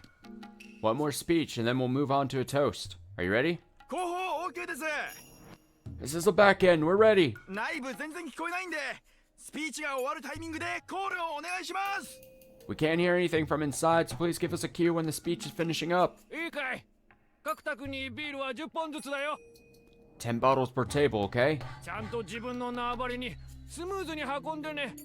Make sure you serve your table smoothly. Young waiters with bow ties got bottles of beer ready for a toast. There are several dozen tables with white tablecloths on them in the banquet room. Approximately 8 people are sitting at each table, so there are at least a few hundred people there. The banquet room is teeming with excitement. There are many plates with different kinds of food on each table. A sushi platter, a sashimi platter, a fruit platter. Also, along the wall, there are cooks ready to serve fresh sashimi. All the guests appear to be well-mannered gentlemen, and obviously, they are notable people from different fields. The huge and beautiful chandelier above them clearly tells that this hotel holds a status good enough for those famous people. An elderly gentleman is giving a long speech on the stage before making a toast. Usually, people don't like such long speeches, especially if it's before a toast, but the guests are actually excited with his speech. Well, maybe fervor was a pleasant way to put it. It was probably more accurate to say their excitement was bizarre. Oh, it's unvoiced. Anyway, Japan accepted the demand for unconditional surrender, and the day they did, the Pacific War ended.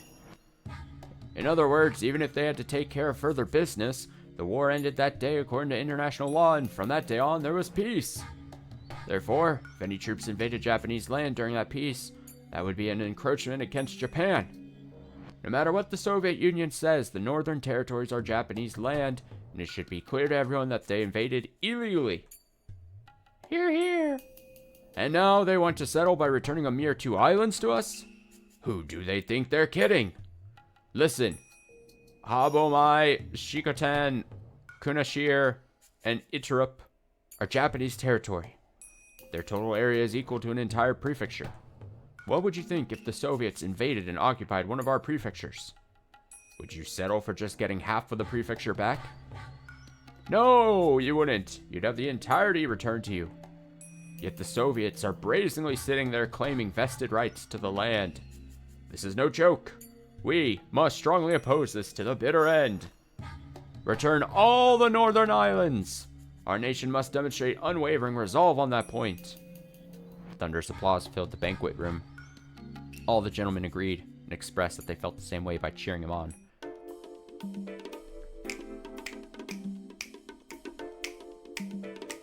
In all that hubbub, there were 2 people standing by the wall who didn't seem to fit in with the rest. They were wearing sharp-looking suits, and while a little too old to be called young men, were certainly young compared to all the elderly gentlemen in the banquet room. どうして政治家ってこう説教臭いというか若者軽視というか Why do politicians always tend to lean right or nationalist? こう偏るんでしょうね And be so partisan? 簡単なことさ That's simple. 政治家が一番欲しいのは票だ What politicians want most are votes. 票は有権者が投じる And votes are cast by their constituents. だが20歳以上が全員投票するわけじゃない But not everyone over 20 actually votes. 投票率のほとんどは退職して時間にゆとりがありその分政治に関心の高い高齢者が占めている Voter turnout is highest amongst those who are retired and have free time, so the elderly interested in politics monopolize the votes. So true, Akasaka. となれば高齢者層をいかに取り込むかというのが選挙のポイントになるわけですね And that means the key to their election is whether or not they can secure the elderly vote. The war only happened 40 years ago. In other words, the generation that's interested in voting is a generation from before the war. うちのおふくろよく空襲の話をします My mother talks about air raids often. 昔は水道橋のあたりに住んでて空襲で家族を全員失って焼け野原を一人さまよったなんて話をいつも She used to live near Suido Bashi, and she lost all of her family in an air raid. She had to walk across the burnt fields all alone. そうさ That's right. Our parents went through the war. They shed their blood, sweat, and tears, believing it was for the good of the nation. We lost the war, but they believe the war still brought about change that serves as a foundation for the peace we have today. Ah, I hear that a lot. If Japan hadn't fought in the war, the Asian countries would still be Western colonies. There's no way we could have won, but we needed to fight in that war, something like that. In that case, no matter how much they preach pacifism, politicians can't ignore the pre-war generation. War is bad, and we should never again fight a war. But that war was necessary. Unless they say things like that, it's like they're denying the very lives that generation lived. なるほど I see. 政治家も票を取るのに大変なんですね Politicians have to work hard to earn votes, huh? そういう主義主張も本心でしているなら一意見の主張として立派だと思う However, it'd be one thing if they were truly proclaiming their own beliefs, but だが彼らの票が欲しくて表向きだけ調子を合わせてる卑劣な政治家もいる many of them are simply saying that to get elected. そういう迎合的な政治家が後を絶たない限り解雇主義は永遠に終わらないのさ As long as there are politicians trying to win over what remains of the pre-war generation, this country's post-war era will never end. そうして若者とお年寄りの意識の格差は多分1000年経っても相変わらず That's how the ghosts of the war will pass their will on to the next generation, keep things the same for the next millennium. They'll just keep repeating that the war was justified yet regrettable every time an election takes place. When will our country ever be freed from that cycle? 簡単さ。 It's simple. 若者がちゃんと選挙に行け。 Young people need to vote. そして安易な迎合にごまかされず、ちゃんと政策を考えてるやつに投票しろ。 Don't be fooled by war stories. Vote for those actually pushing policies. 実現可能な政策だぞ。 Realistic policies, that is. ああ、いますね。 Ah, yeah. 明らかに実現不可能な公約を掲げてる候補者っています。 There are a few who talk about some pretty unrealistic things. 赤塚さん、F 択ってあれじゃないですか。 Ah, Akaska-san. Isn't that the F table? あのご婦人だな。 There she is. 行くぞ。 Let's go. The speech had ended, and the elderly gentlemen were giving the man on the stage a standing ovation. The two men walked through the crowd and approached an old lady in a kimono. はい、 Yes? 私ですけれども。どちら様ですか？ That would be me, but who are you? 昨日お電話で約束させていただきましたものです。 I made an appointment with you on the phone yesterday. 赤坂と申します。 I'm Akaska.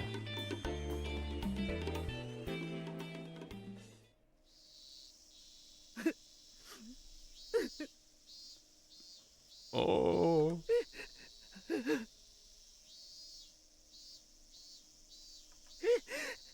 She's crying. 主人はね、ずっと日本のためにと身を粉にして働いてきたんですのよ。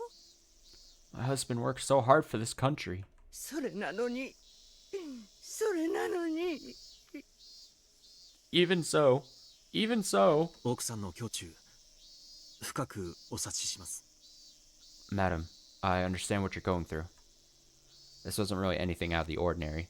Nobody could remember if there had been a donation or not. So a handful of politicians were questioned. As a result, some came up with a scheme to blame a sickly elderly man who had already retired. With only a short time to live anyway, he was the perfect fit for them. The elderly man had already been sick in bed, and the shock of his friends betraying him had taken away his will to live. The only thing his wife could do was to simply watch him suffer. She kept crying while telling the men about her husband's achievements. ご主人の無実が間違いなければ、必ずや裁判官は正義の判決を下すでしょう。 If your husband is, in fact, innocent, a judge will rule accordingly. 大丈夫です。 Don't worry. 濡れ衣は必ず晴らせます。 All false accusations will be cleared. そんなのは分かっています。 I already know that. だって無実なんですから。 Because he is innocent. でもね、判決が出るまで主人は持たないんです。 But he won't live to see the verdict. お国のためにとあれだけ働いてきて、こんな気持ちで死ねなんてあんまりじゃないですか。 He worked so hard for this country, and this is what he gets in return at the end? あれじゃあ死んでも死にきれません。 How can he rest in peace? Kasuka nodded and tried to find the right words to say to her. His colleague rummaged through a pile of paperwork behind him. The papers were filled with fine print, and it would be hard for an onlooker to tell exactly what they were. However, the way he was looking at them made it very clear that they contained something important. 赤坂さん、こいつはすごい資料です。 Akasuka-san, this is amazing. 金の動きが完全に網羅されてます。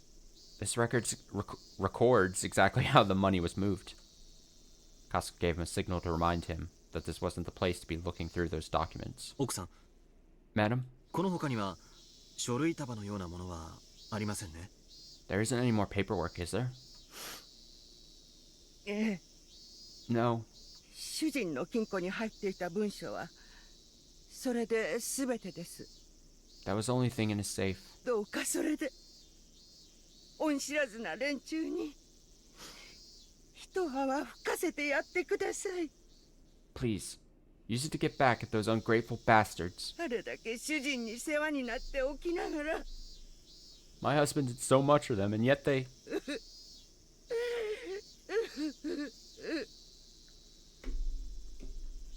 奥さん、 Madam, この文章の内容には一部ご主人にとって不利益な内容も含まれていますが、それはご存知ですね。 you do understand that some of the things in these documents will implicate him, don't you? ええ、それは分かっています。 Yes, I understand that.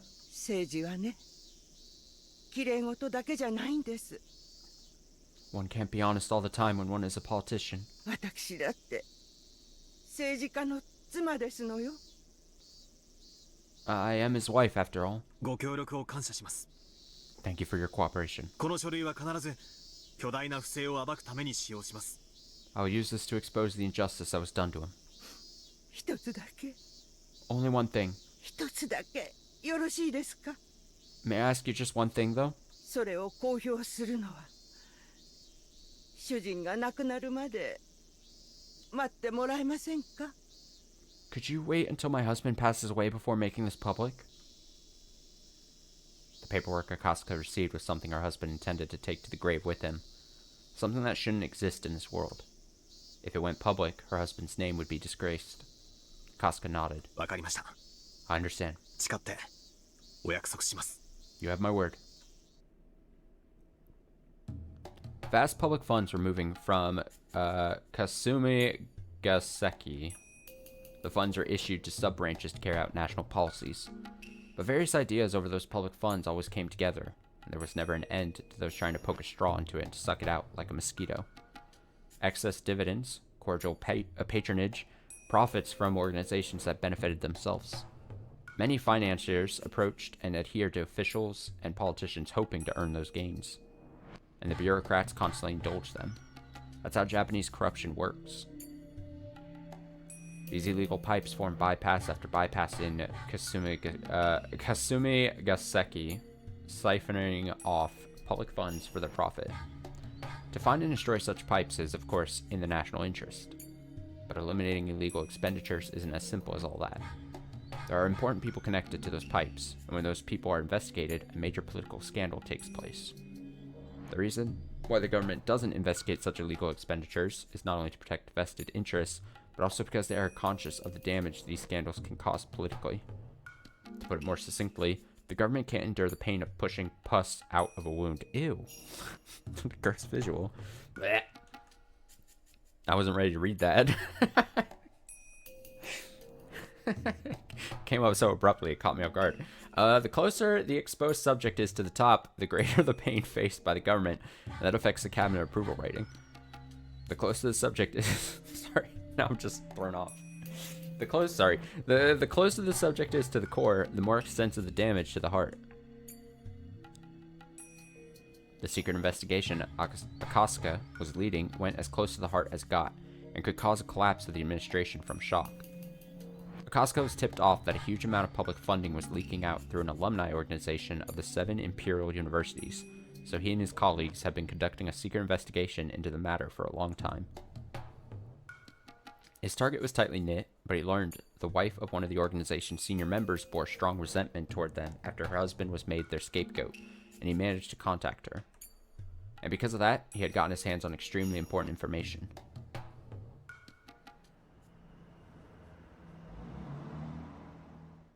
Good work, everyone. We've almost gathered enough proof. What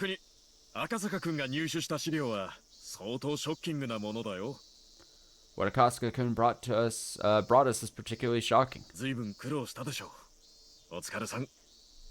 must have worked hard to get it. Great work. Yeah. Thank you. The small meeting room was filled with boxes that were, in turn, filled with documents. A whiteboard was filled with cramped writing, too. A few of the investigators in the meeting room, which was also filled with smoke, were reading the documents intensely. Their intimidating manner clearly indicated that they were police officers with a great deal of experience. Akasaka was one of those men. It had been a while since Mamoru Akasaka was transferred to this department. When he worked on the case of the kidnapping of Minister Inukai's grandson, he had been a rookie, but by now he was an experienced investigator. After a knock on the door, an elderly man entered the room. Everyone straightened up all at once.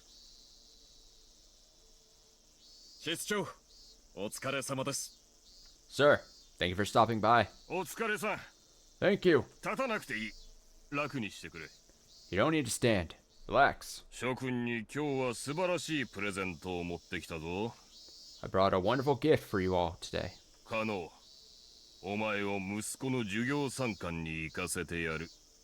Oh no, you'll get to go to your son's parents' day meeting after all.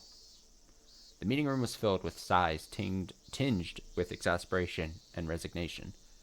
It certainly wasn't because any of them hated getting to go to Parents' Day. やっぱりな。 I knew it. そろそろ頃合いだと思ってたんですよ。 I thought it was about time. くそ。 Shit. Casca's colleague complained. They had been so close to getting to the root of this issue. They had such strong evidence. Casca, on his part, wasn't too disturbed. This had happened several times in the past, and considering how hot the documents he obtained were, it was easy enough to predict.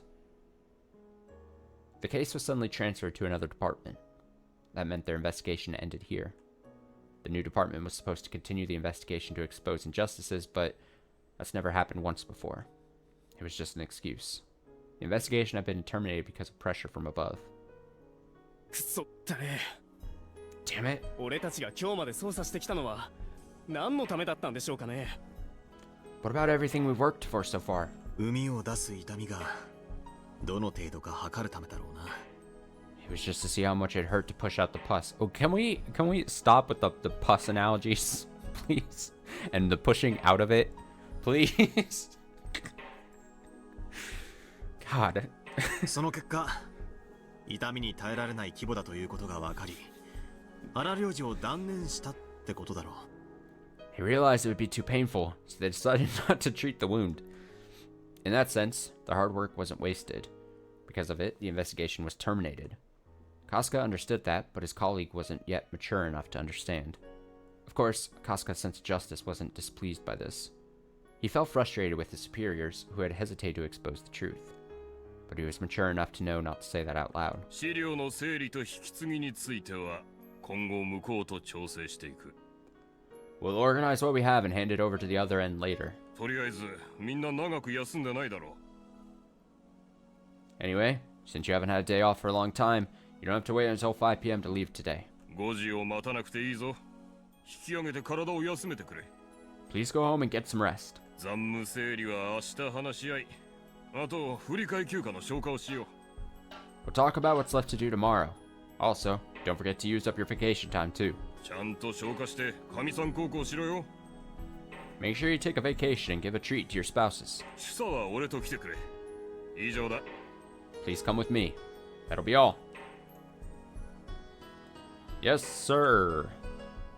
Though his long secret investigation left a bad taste in his mouth with its resolution, he managed to earn a holiday until the next incident arrived. じゃあ、室長のお言葉に甘えますかね。 Well, I guess we'll do as he says. みんな、今日は早く帰って休みな。 Everyone, go home and get some rest. こういう時早帰りすると不倫の現場に出くわしたりしちゃうんですよね。 If you go home that early, you might find out that your wife is having an affair, you know? That's bleak. バカだな。お前知らないだろ。 Dumbass, you don't know anything. 赤坂さんとこは熱愛夫婦だぞ。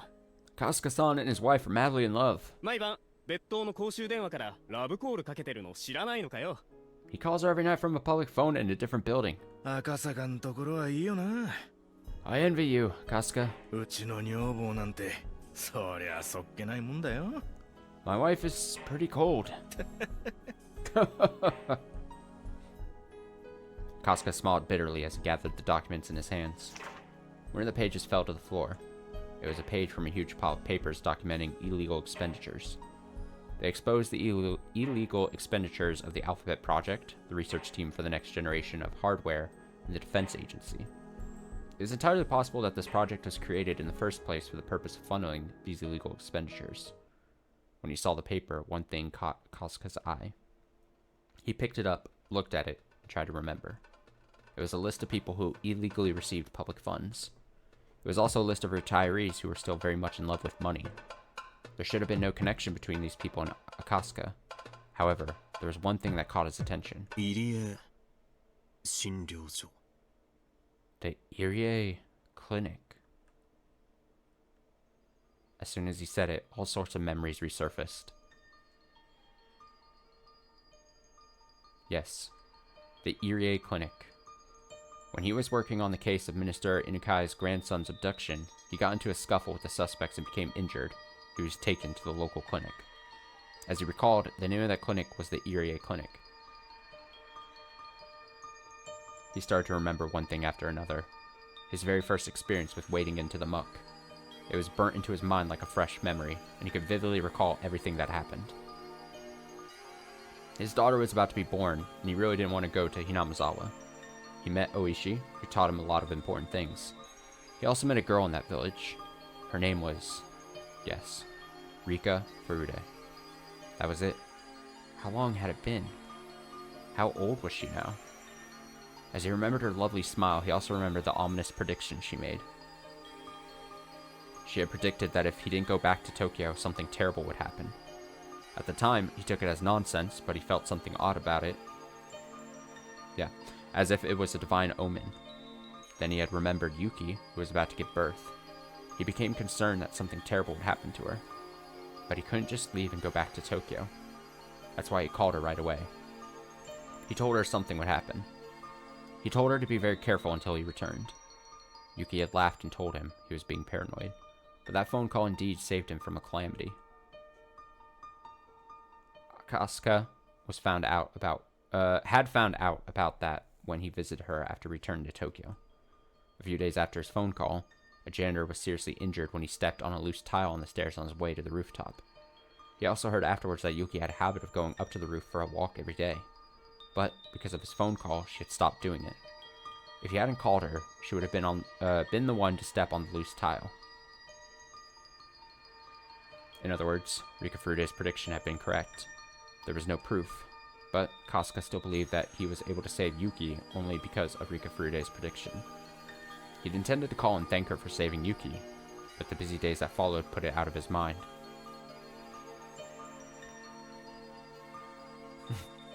Look at that smile. Rika-chan. He wondered if she was still doing well, if she was still smiling.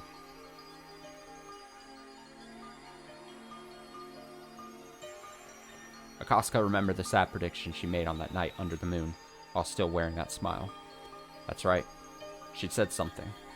She predicted someone would get killed on the night of the festival every year, and that on the 5th year in, she'd be the one to be killed. That's right, he thought. She did say that. The 5th year. That's this year. The festival is... That's right, it's in June. If you remember correctly, it happens on the last Sunday of the month. Kasuga looked at the calendar. It was June 1983. Although there was still some time, the death she predicted for herself was coming up. The girl who predicted Yuki's accident also prophesied a mysterious incident would occur annually for the next 5 years. If they'd actually been happening, then it would happen again this year. Kasuga wondered if Oishi was still at the Okinomiya PD. If the annual incident she predicted actually was taking place, he would know. In other words, he could confirm if Rika Furude was going to be killed or not with a phone call to Oishi. The girl who predicted her own death had muttered that she didn't want to die. Muttered? No. It was clearly a plea for help. A young girl who was trapped in the fathomless, bizarre traditions of a village she couldn't escape had sought help from him, an outsider. She paid his reward in advance, in the form of foreseeing Yuki's accident. He had to get to her. He had to go save her. A flood of emotions filled him up. He felt as though he had finally remembered something he was never supposed to forget. That's right. He had to go to Hinamazawa. He had to save the girl who asked him for help.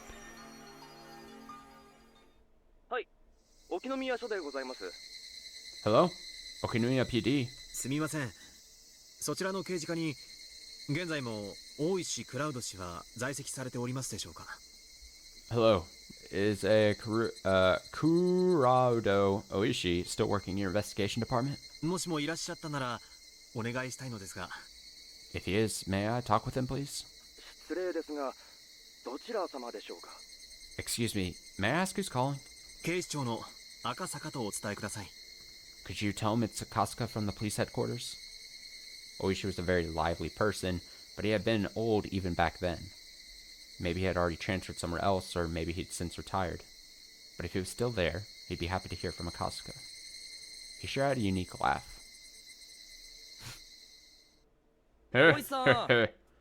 Oishi-san. 外線からお電話です。 There's a phone call for you. 東京の警視庁からですよ。 Damn. We're pulling out all the stops for all the new tracks today. Ba-doom. Take that bass for a walk. Ba-doom, doom, doom, doom, doom. Someone from the police headquarters in Tokyo.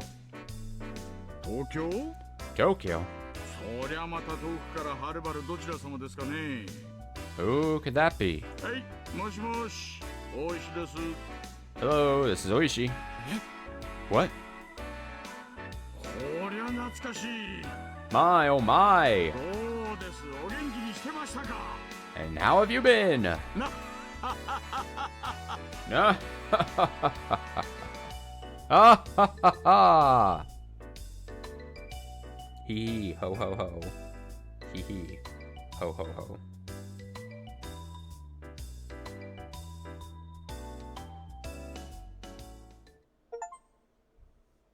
Oh shit, we actually got a new tips. Oh. Let's see if we can read like one more section, hopefully. You know? Let's see. Let's see how far we can take it.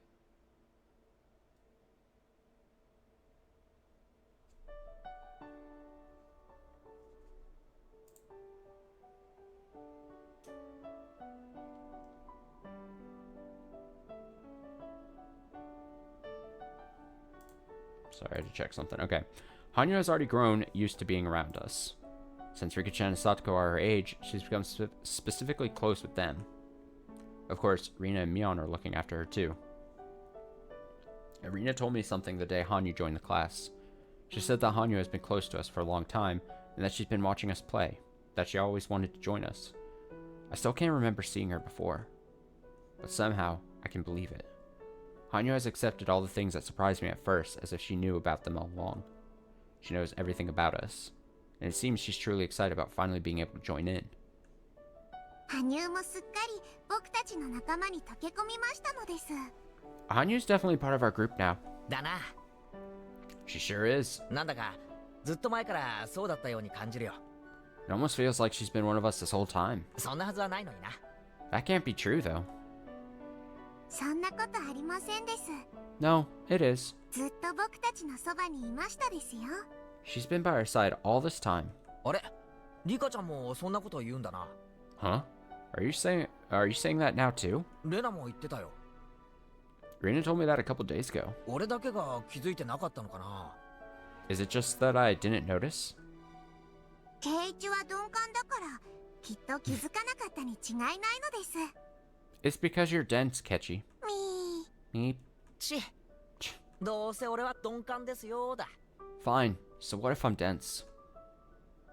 は Ow, ow, ow. リカとケイイチが座り込んでいますのです。 Why are you two sitting down? 疲れましたですか？ Are you tired? 羽生が疲れ知らずなだけなのです。 You never feel tired, Hanyu. 僕たちは遊びすぎてヘトヘトなのですよ。 Meanwhile, we're exhausted. だって僕はずっとみんなと一緒に遊びたかったからこれくらいでは遊び足りないのです。 It's because I've waited so long to be able to play with you all. This isn't nearly enough. もっともっと遊びますですよ。 I want to play more and more. あう Ow, ow, 元気だな。 ow. You're full of energy. ところで羽生さ、その頭のそれ。 I was literally just about to ask, like, are any of the characters, especially like Kechi, gonna address like her appearance at all, like slightly, or if it was just gonna be like, we don't need to fucking. By the way, those things on your head, 遊んでて落ちちゃわないのか？ don't they fall off when you play? Oh. Hanyu has horns on her head. I thought that it was a hair accessory of sorts, so I didn't want to lose it while playing. I was going to offer to hold it for her while she ran around. But Hanyu's face clouded over and she apologetically held onto the horns. ケイイチ、 Keiichi, 羽生のは取れませんのです。 Hanyu can't take them off. So it's like well, she was born with them. It's... あ、そうなのか？ I see. 変なこと言ってごめん。 Sorry about that. Is that all it's gonna や be? っぱり角なんかがあるとおかしいでしょうか。 Oh, is it strange to have horns? Yes, Hanyu, it's about at least a bit strange. おかしくなんかないよ。キュートでか Do you see anyone else with horns on their head? Ah, haha, no, not at all. I think it's cute. いいよ。そうそう。 Yeah. ケイちゃんなんか股間に角が生えてるしね。 Kei-chan even has a horn between his legs, don't you? 硬くて反り返ったのが。 Though it's hard and curves back. How? 股間の角ってなんだろう。 What kind of horn is between his legs? What kind? 相変わらずレナさんのパンチだけは見切れませんわね。 Rina-san's punch is still the one thing I can't follow. 大丈夫ですのミオンさん。 Are you quite alright, Mion-san? 顔面がへこんでますわよ。 There's a depression in your face. Everyone laughed except Hanyu, who didn't seem to get it. I shouldn't have said anything. I bet she doesn't like to talk about her horns. But if I try to apologize, I think things will get even more complicated. As I thought about what to say, Rina took the girls over to the shrine gate. 気にしなくていいのですよ、ケイチ。 Don't worry about it, Keiichi. 羽生も気にしないようにしているのですが、まだ修行が足りないということなのです。 Hanyu tries not to let it bother her, but she hasn't had enough training. Me. やっぱ気にしてたんだな。 So she doesn't like to talk about them, huh? すまん。これからは気をつけるぜ。 Sorry, I'll be more careful. 羽生は大昔にこのひなみ沢にやってきました。 Hanyu came to Hinamizawa a very long time ago. あ、やっぱりそうだったんだ。 She did? だよな。村の中のことを転校生にしちゃ随分詳しかったしな。 No wonder she knows so much about the village. 羽生がひなみ沢に住む前、どこに住んでいたのかはよく知りません。 I don't know where she lived before she came here. I asked her once, but all she said was it was a place I wouldn't understand. Hanyu said that she, or rather, Hanyu's people, couldn't live there anymore. They looked for a new place to live for a long time. They traveled a very long way before arriving in Hinamizawa. There was a beautiful swamp in the area, and that was exactly what Hanyu's people were looking for. But there was a village nearby where people lived. To show respect to the original inhabitants of an area was law among wandering people like Hanyu's. Her clan decided to live peacefully and to coexist with the villagers. However, their attempts to coexist didn't go so well. The villagers were too childish and immature to accept these newcomers. They strongly rejected them and caused a terrible, tragic disaster.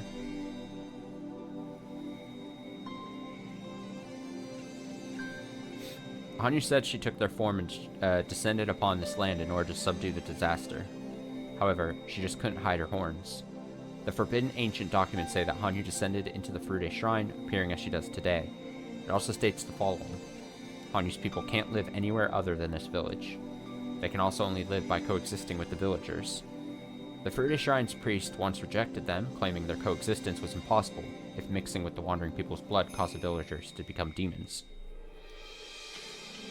But the young heir of the Furude Shrine fell in love with Hanyu, and when their child was born, the priest had to reconsider.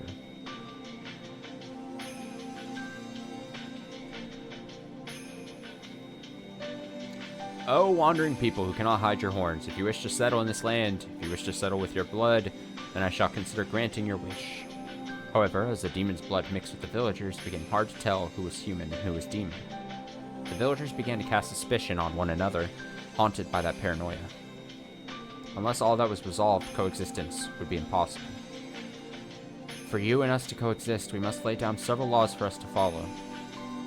They will be very strict. I am very, very sorry for imposing these upon you, who have lived in peace until now. However, as long as those rules are followed, the village will be free from demonic disaster. Very well, the rules will be followed. But much blood has already been shed in the village.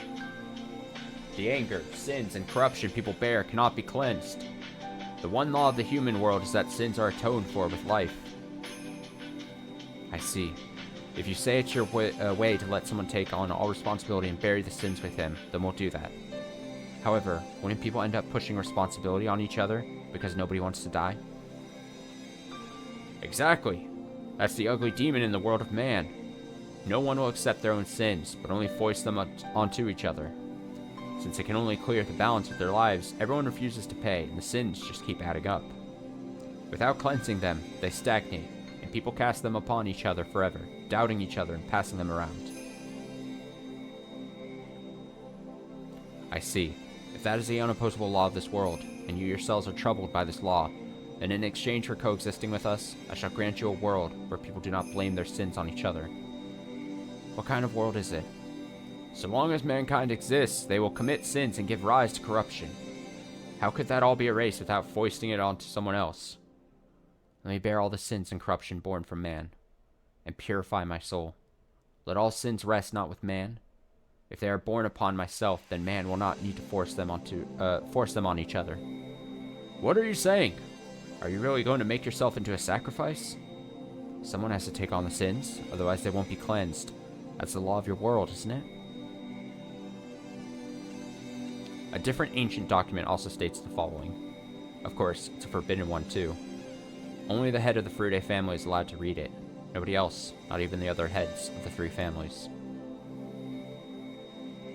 It tells that unrest grew in people's minds, that the villagers' evil hearts collected in the swamp and gave rise to demons. The Furude Shrine's priest explained that the root of all evil is the demon god of the swamp, and led the young villagers there. By the swamp, they found a demon mocking the unrest in people's hearts. The young villagers fought bravely, captured the demon, and dragged it to the Furude Shrine. The priest cleansed the demon god, opened her abdomen, and dragged her out her organs. He chopped them up and washed them down the stream, then threw the body in the swamp. Then people regained their sanity. Those who had been suspicious of each other became friendly, and they all shared in the joy of peace again. If these forbidden ancient documents are real, then the object of the villagers' worship, Oyashiro-sama, was captured by the villagers, forced to bear all their sins, and torn to death. Plus, it's clearly written that the demons appeared after unrest grew in people's hearts. In other words, the demons are forced to bear the sin of discord that rested with man long before they arrived. Oyashiro-sama was a god who took on people's sins to mend conflicts between them. People eventually came to honor her, and it's said that became the foundation of faith in Oyashiro-sama. I don't understand exactly what that means, but I know one thing. When none of us humans would draw the loosing straw, she offered to draw it in our stead. To prove it, we cleanse our filth by letting Khan absorb it and drift it down the stream during the Wadanagashi festival. There's no shame or shifting of responsibility involved. Until that system was created, we were simply demons who pushed our filth and our responsibility on each other. We can only cleanse our own sins by blaming someone else and sacrificing him by cutting open his abdomen. And Hanyu took on that job. A purification ceremony without a human life. A system that forgives people for their sins. That is the origin of the cult of Oyashiro-sama, which blames not people for their sins, but the curse. Those documents were sealed away. If they weren't, people would find out that the object of their own faith was falsely blamed and killed by their own ancestors. Hanyu apologizes. She takes in people's sins and keeps apologizing. When people can't deal with their own sins anymore, she accepts them. When Hanyu takes over, people are cleansed and they are allowed to keep living. Demons take on sins by becoming cotton to absorb them. They are exterminated and washed down the stream, and then the village is forgiven. They are forgiven for their sins. If that's all true, then Hanyu, or rather, Oyashiro-sama, is such a tragic existence. I've asked Hanyu about this before. Then she told me the following story. 4 people are stuck in a snowy mountain cabin. They play a game where each sit in one of the 4 corners. It's a fairly well-known story. It's in the middle of winter. They're all getting sleepy. If they fall asleep, they'll die. So one of them comes up with an idea. They're sitting in the 4 corners of the room, so someone just has to walk clockwise to the next corner and wake up the person sitting in that corner. The one who just walked will sit in that corner, and the one who just woke up will get up, walk to the next corner, and wake up the person sitting there. If they keep doing that, nobody will fall asleep. People who know this story won't need an explanation, but this doesn't work with 4 people. When the first person gets up, their corner becomes empty. So after everyone takes turns, the 4th person goes to the next corner, which is an empty one. They sit down and fall asleep, so the game is over right there, and everyone freezes to death. In other words, to play this game, you need more than 4 people. You need one more person in order to be saved. People usually tell this as a ghost story. They usually say that this was actually a group of 5 people, but one was already dead, and thanks to that ghost, they're able to continue living until the next morning. Hanyu once told me that she's like that 5th person. If she can make everything run smoothly by joining a circle of people, then it's very similar to how the telephone game in the mountain cabin managed to function without breaking. Hanyu can complete a circle that can't be realized by people alone. Then, those people can live peacefully. She's an existence that completes a circle. If she bothered by her horns because it reminds her of her time when she was called a demon and punished for the sin she took in. It's not if, that's why I was confused. Is she bothered by her horns? Is her subconscious still tormenting her with thoughts that those who have horns ought to be persecuted?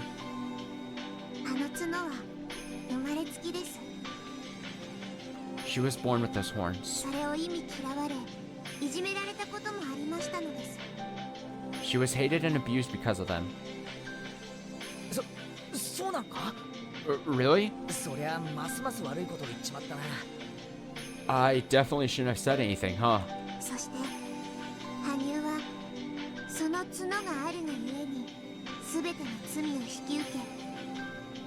And just because she has those horns, she had to take in everyone's sins.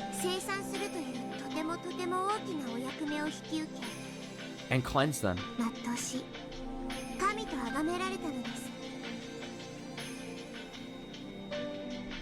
She did that, and then she was worshipped as a god. Huh? A god? I was talking to myself.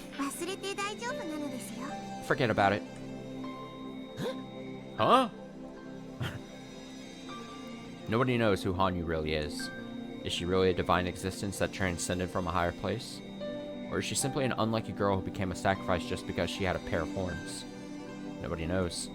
But this girl's blood was blended with the Furude family's blood, and that blood has descended into me. Our legends state that the Furude family has a girl for their firstborn child for 8 generations in a row.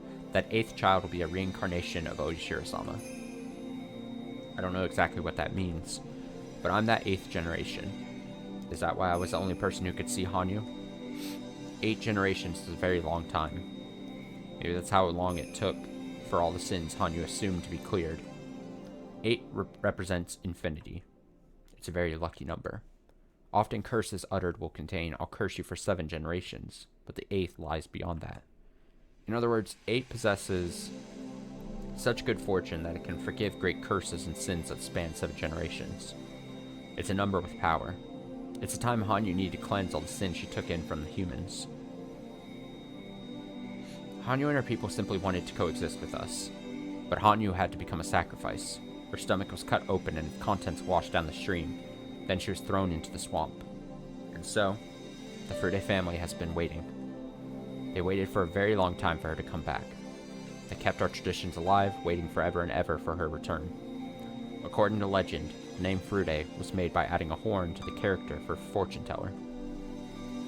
The Furude family arose when Hanyu's bloodline was combined with that of human beings. Hanyu is the ancestor of the Furude family, as well as the mother of us all. When I was little, Hanyu taught me a lot more things than my mother did. It's no wonder. I'm her descendant. The curse on the clan who exorcised and buried their very own mother was finally absolved after 8 generations, what seemed like eternity. And then she met me, her descendant, the final generation of the Furude family. Sometimes when I think about that, I feel like there must be some important meaning to this hapless fate thrust upon me. But what kind of meaning could the trial I face, the trial of breaking through the obstacles sealing my fate, have upon the curse that plagued Hanyu and the Furude family for over a millennium? 1,000 years is simply too long a period to communicate thoughts and intentions correctly. Hanyu has become the curse we call Oishiro-sama. Though she originally was a means of salvation, she has become a chain that binds people. The rules about coexisting were misinterpreted as a law that binds villagers to this place, and that continued until the Meiji era. And while the village winds once again blowed toward the misunderstanding of isolation thanks to the dam conflict, how does that play into my meeting with Hanyu and this motley fate we're trapped in? I haven't lived long enough to be able to understand that. The only thing I can say for sure is that the Furude family originated when Hanyu's bloodline mixed with that of humans. The line's final descendant, me, finally met with its ancestor. The Furude bloodline bears a cursed history of placing all of man's sins onto its mother and killing her. Now, the beginning and end of that line have met. Hanyu always wanted to join everyone. Yet, she couldn't hide her horns. Even so, she still wished to be an existence that completes a circle.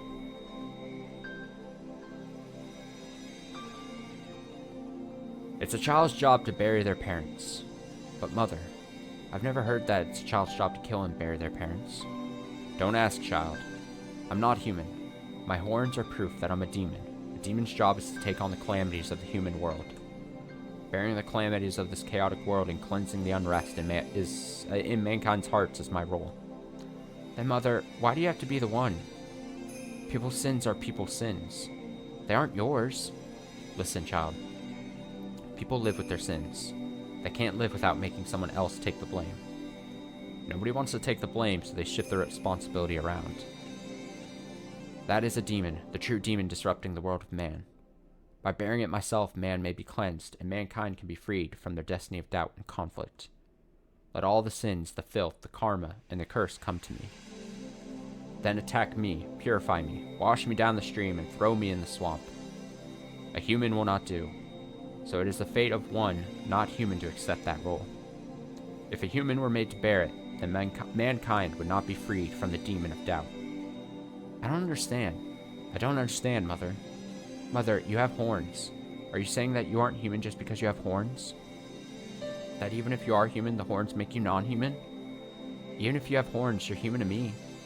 My child, you're the only one who's ever said that. Even if everyone else calls me... or you'll still call me human.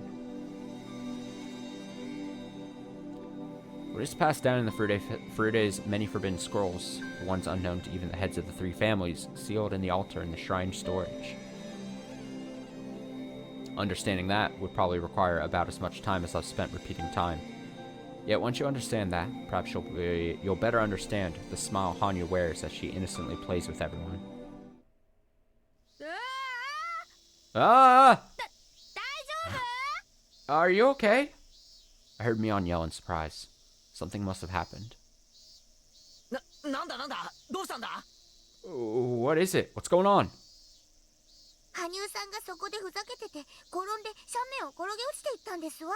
Hanyu-san tripped and tumbled down the hill over there. Hanyu-chan! Are you okay?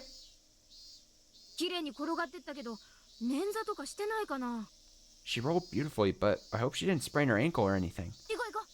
Let's go look. Hanyu had been playing on the slope and tumbled down it. There's a road just below the slope. Mion and the others went down the stairs to get to her. Let's go. I hope she isn't injured. Oh. It's Tweedledee and Tweedledum. When I got there, I saw Tomotaki-san and Takano-san. They were taking care of her. What happened? We just saw her roll down the hill.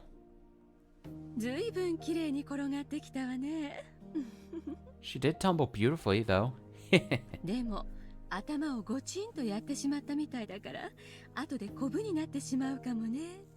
But I think she hit her head, so I'm sure she'll get a bump later.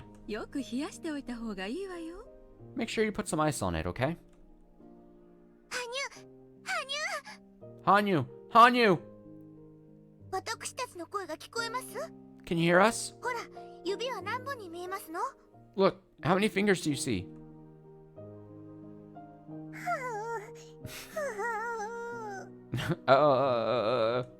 She sounded disoriented, but didn't appear to be injured. What a relief for everyone. I bet she's just feeling dizzy from rolling. Oh, I'm glad. I'm glad you're not hurt.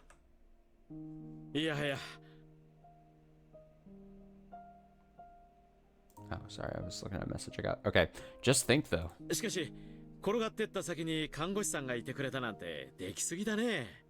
How lucky of you to have a nurse waiting for you down here. What perfect timing. あら、非番の時の私は野鳥撮影家なのよ。Well, when I'm not working, I'm a wild bird photographer. ねえ、次郎さん。Right, Jiro-san? まあね、そういうことさ。 Obviously, it's not a big deal, but now in the past several streams, and we've seen just how cutthroat Takano is, it's now so jarring and like that whiplash feeling to now see her back to this, oh yeah, it's me and Tomatake just chilling near the shrine kind of thing, and look how nice we are to these kids. Like it's such that whiplash feeling. Oh well, yeah, I guess. Like you just have like this seething rage towards her. What? まあ、ひなみざわっこならこのくらいで怪我はできねえよな。A Hinamizawa kid would never get hurt from something like that. 羽生ももう立派なひなみざわの仲間ってことだぜ。 In other words, you're already one of us, Hanyu. 羽生ちゃんっていうの？ Hanyu-chan. Is that your name? 見かけない子ね。 I've never seen you before. 新しいお友達？ Are you new around here? ええ、そうですわよ。 Yes, she is. 月曜日に転校してきたばかりなんですのよ。 She transferred in just last Monday. これ、何？ What are these? 変わってるわね。 How peculiar. おもちゃ？ Are they some kind of toy? Takano-san tried to poke at one of Hanyu's horns. Hanyu just starts like hissing at her. It'd be an interesting hair accessory if they were an accessory. それは羽生ちゃんのチャームポイントなので取っちゃダメなんです。That's what's cute about Hanyu-chan. Please don't touch them though. あら、 You そうなの？ fucking bitch. Oh, is that so? 私はあまり可愛くないと思うんだけど。 I don't think they're that cute though. だってほら。 After all, they look just like a 化け物。 み monster. たいじゃない？ I love how it did that. Monster, don't they? Suddenly Hanyu moaned as if suffocating. 高野。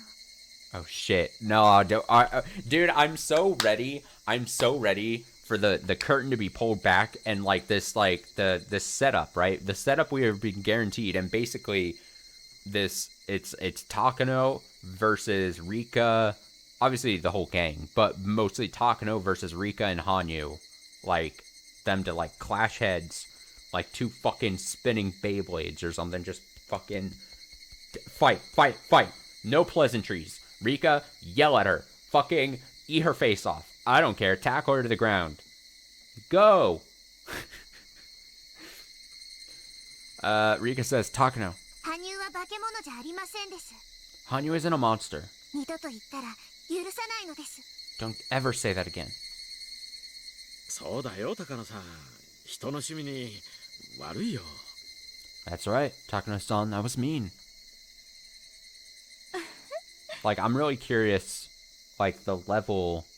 I'm curious to know, like, how deep the level is of that Takano knows how much of a threat Hanyu being here is, if that makes sense. I would assume not... I mean, I would hate to assume because I would hate to be wrong, but, like, I'm curious... Does Takano have enough awareness in the situation? Probably not as much as someone like Rika, but does she have the awareness to see someone like Hanyu, and is she like, this is a potential threat to the plan somehow? Like, whatever her level of awareness is would make this potentially super interesting. You know? Anyway, Takano says, he. ごめんなさいね。決してそんなつもりはなかったんだけど。 Sorry, I didn't mean to be rude. Rika-chan said it rather firmly. I'm sure Hanyu doesn't want to hear that word. Sometimes Takano-san says things in a derogatory way without realizing it herself. But I guess there are things you can't or shouldn't say. Hanyu was looking at Takano-san with a complicated look on her face.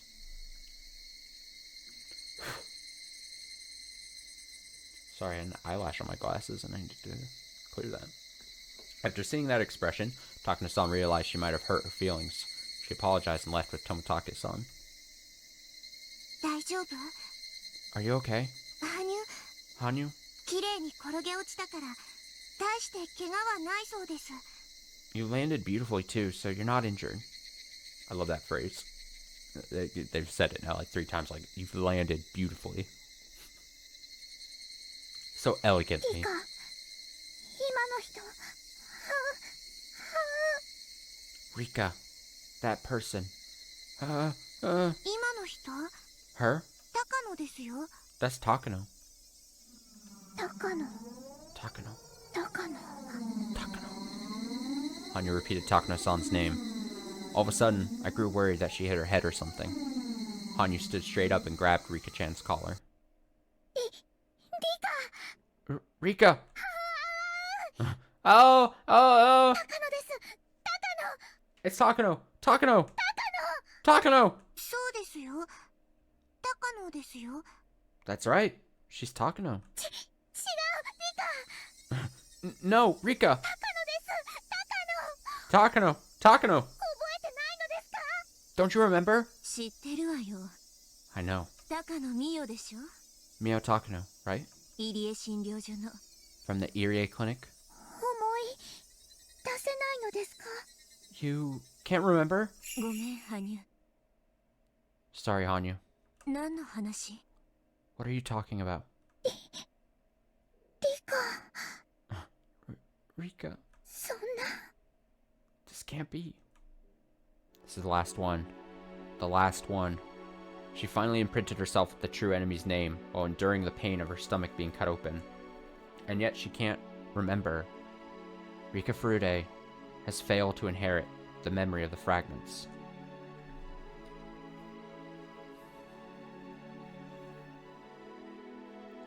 Oh no! Rika! Get your shit together, Rika! Please!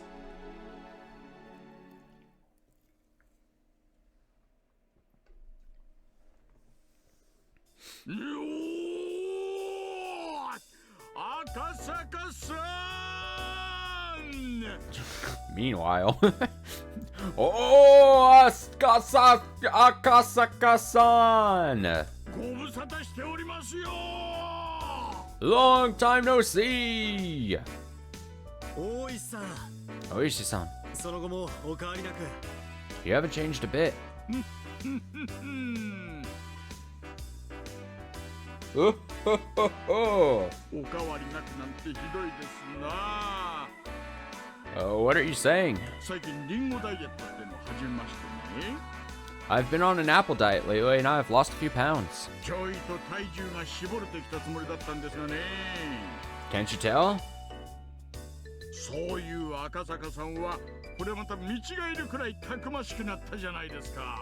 But just look at you. You look great. Well, I have to stay in shape for my job. あれ、クラちゃん。その人、あの人かい？ Hey, Kura-chan, is this the guy? 何年か前にうちに来た東京の公安の。 The one who came here a few years ago from Tokyo? Nice to see you again too, Hondaya-san. It has been a while. あんた、随分とまあ立派に成長しちゃったじゃないですか。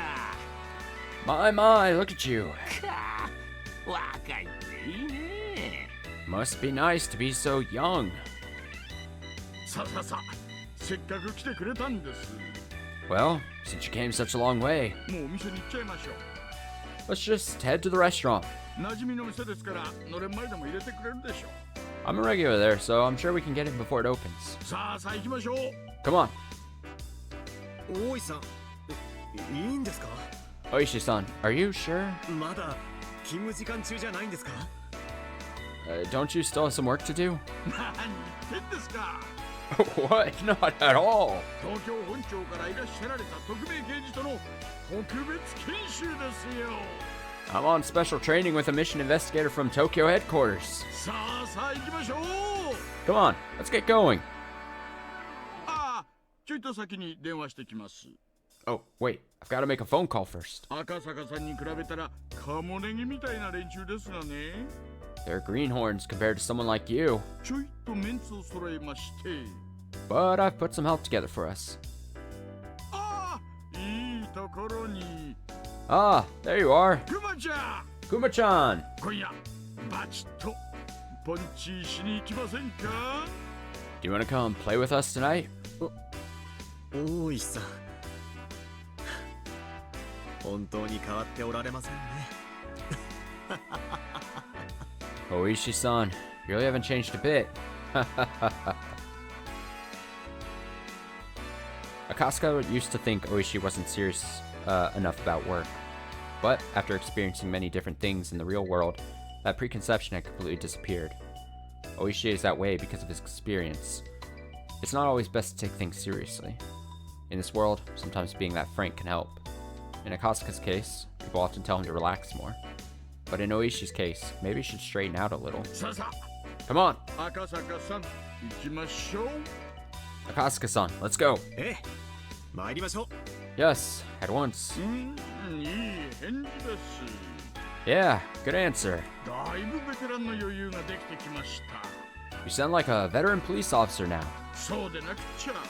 Glad to hear it. The old Akasuka would have thought Oishi was making fun of him, but by now he could take it as an honest assessment.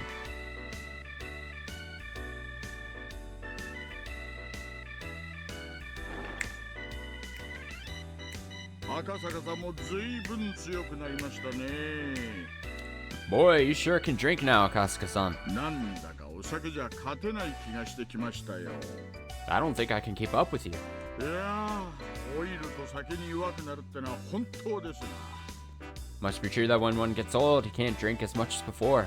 ご謙遜を。 You're too modest. それに、私が強いのは、情報収集が下戸では務まらないからです。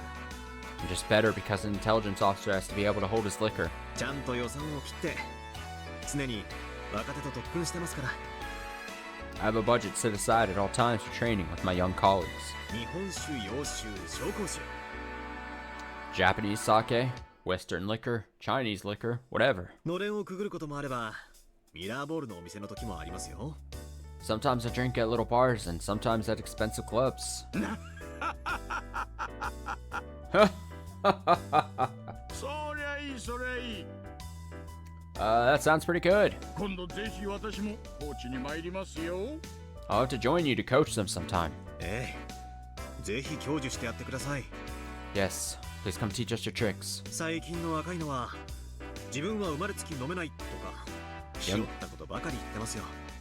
Young guys nowadays also talk about how they can't drink. 私だって最初は全然ダメでしたがね。 I couldn't drink at all at first, you know? 酒は飲めば飲むほどに強くなり、ますますに旨味がわかるようになるんです。 The more you drink, the better your body adjusts to alcohol and the more you enjoy drinking. そうです、そうです。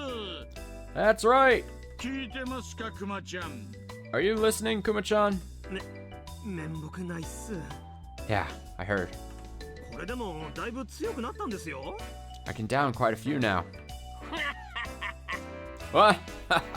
そうだの。大石と組まされたばかりの頃は、お前乾杯からウーロン茶だったからの。 No, really, you're right. When you first teamed up with Oishi, you're already drinking oolong tea with the toast. それはいけない。 That's no good. 乾杯は重要な意味があるんです。 A toast has a very important meaning. そこでアルコールを飲まないというのは、自分はこの飲み会に不服があるって言ってるようなもんなんです。 If you don't drink any alcohol, you're saying you're not satisfied with the party. だから、私はそんなことする若手どもにはきっちり指導してますよ。 So when I see young people like that, I tell them, 一気飲みしろって言ってんじゃない。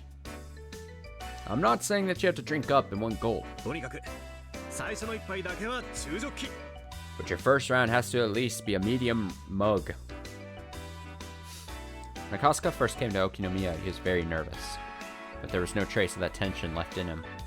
Seeing that, Oishi realized just how much Akasuka had learned in the past few years.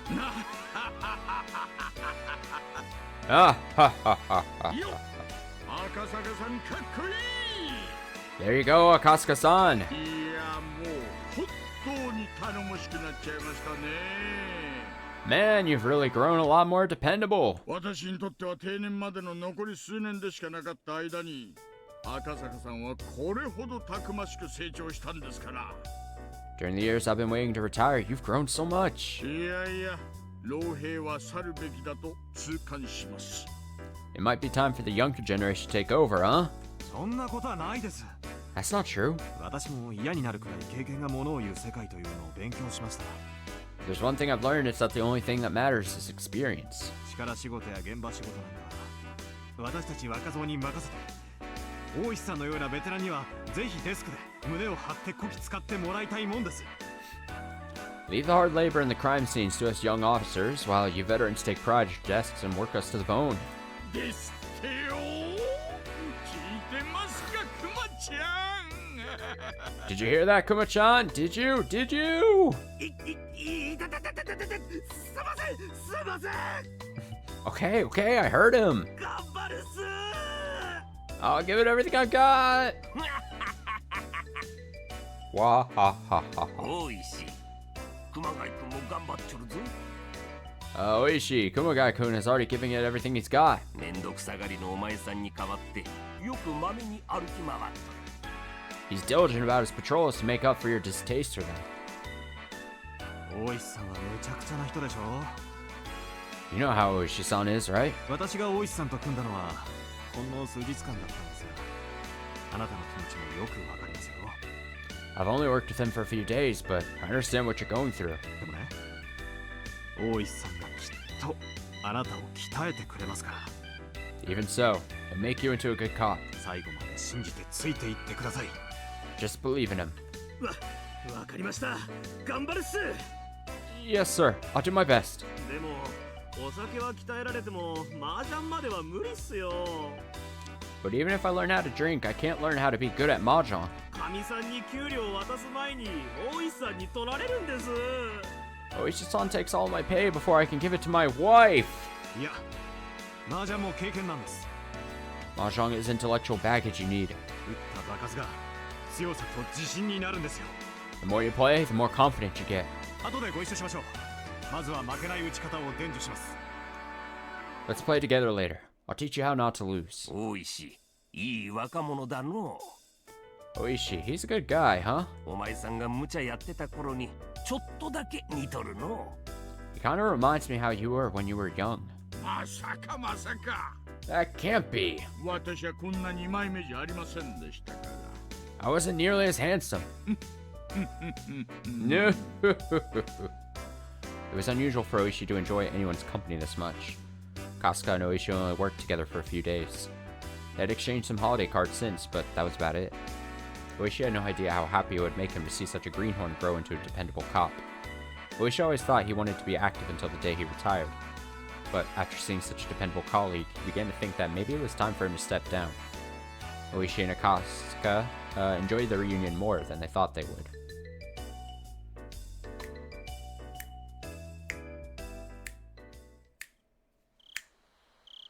The owner of the place was bringing the electric sign inside. All the chairs were up on the tables, and the owner's wife was cleaning the floor. There was nobody else around. Judging by the clock, it was almost 3 a.m. クラちゃんたちは久しぶりの再会なんでしょ？ This is a reunion, right, Kura-chan? ゆっくりしてっていいよ。 Take your time, okay? 帰る時だけ起こしてくれねえかな。鍵しなきゃなんねえから。Just wake me up when you leave so I can lock the door. すんませんな、気を使わせちゃって。 Sorry about this. Thank you. There wouldn't be anything else open at such a late hour. Oishi and his colleagues still wanted to talk, so they decided to stay. Kumagai couldn't fight his sleepiness and was nodding off. They were talking about Akasuka's job. Kasuka works at a department specializing in public safety. Oishi and the others were interested in all the stories of danger and bravery. それで、実はこちらに来たら、フルでリカという少女に会いたいと思っていたんです。Anyway, I want to meet with Rika Furude. フルでリカって、フルデ家の忘れがたびのリカちゃまですか？ By Rika Furude, you mean the orphaned daughter of the Furude family? 忘れがたみ。Orphaned? ということは、彼女の両親は？ What happened to her parents? Rika Furude had predicted that there would be an incident in Hinamazawa every year for the following 5 years.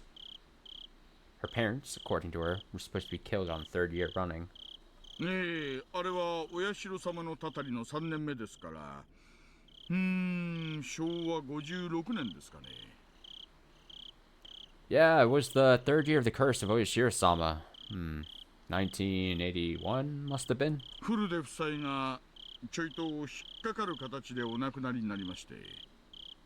The Furude couple died rather suspiciously. 赤坂さんがひなみ沢に行かれてからちょうど3年後の話です。It was 3 years after you came to Inamazawa, Kasuka-san. 3年後 3 years? 私がひなみ沢を訪れてから3年後の6月のことなんですか？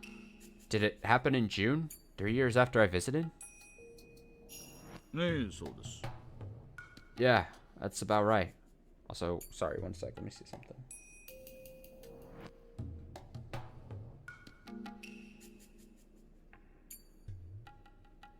Sorry to just disrupt. I saw a notification. I want to make sure. Something.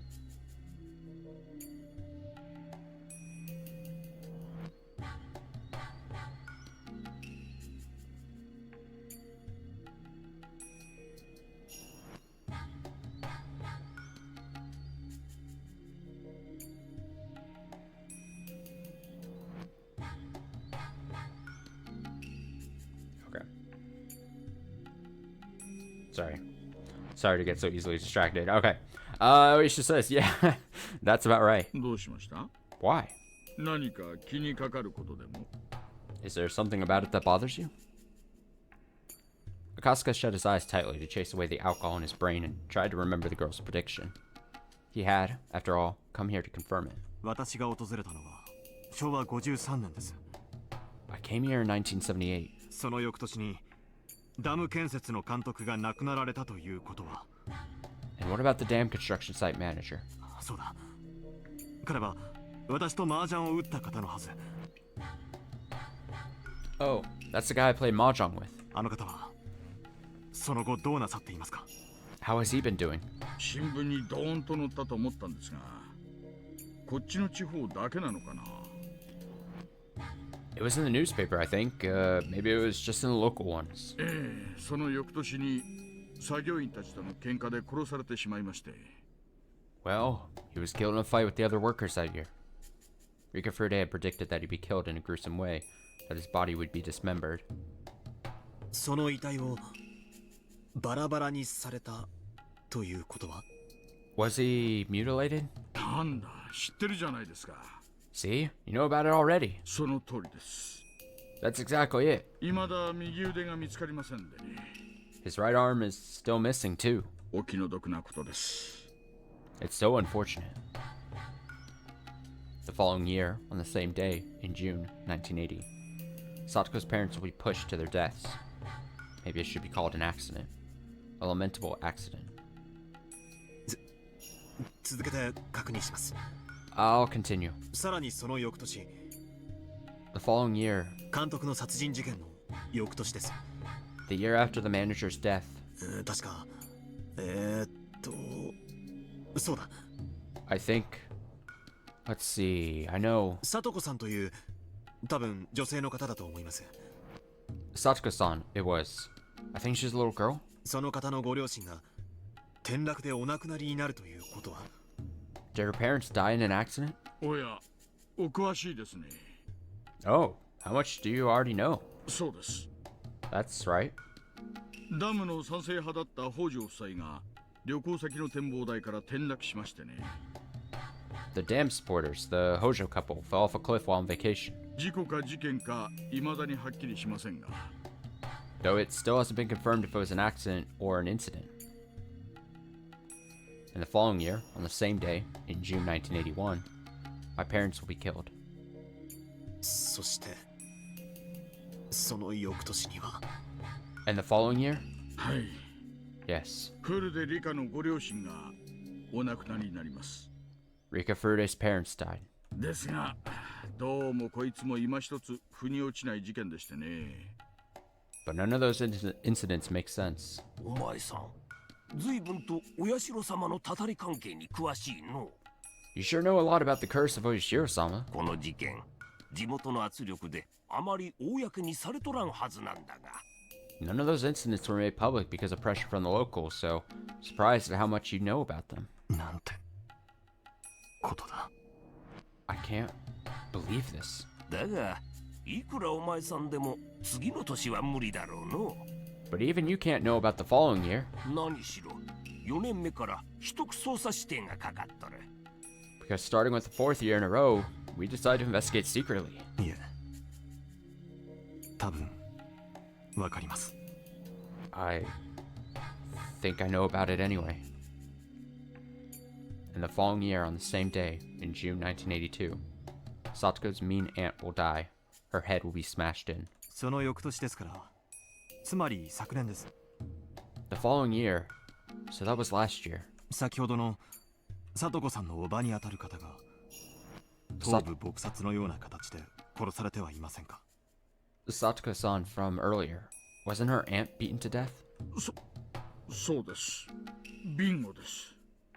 Shit, you're right. 赤坂さん、どうしてそんなことまでご存知なんですか？ Akasaka-san, how do you know so much? 多分私はさらにその翌年に殺される人物も知っています。I think I know who will be killed the year after that. お前さん、何を言っとるんだ？ What are you saying? 第一、去年の翌年中たら、そら、今年のことだろうが。Besides, the year after last year means it's this year. I'll be killed. 昭和58年6月。It'll be in June of 1983. つまり今月です。In other words, this month. 古手理香が殺されます。Rika Furude will be killed. Ueshi and the others were at a loss for words. Kasuga had talked about the 4 mysterious incidents.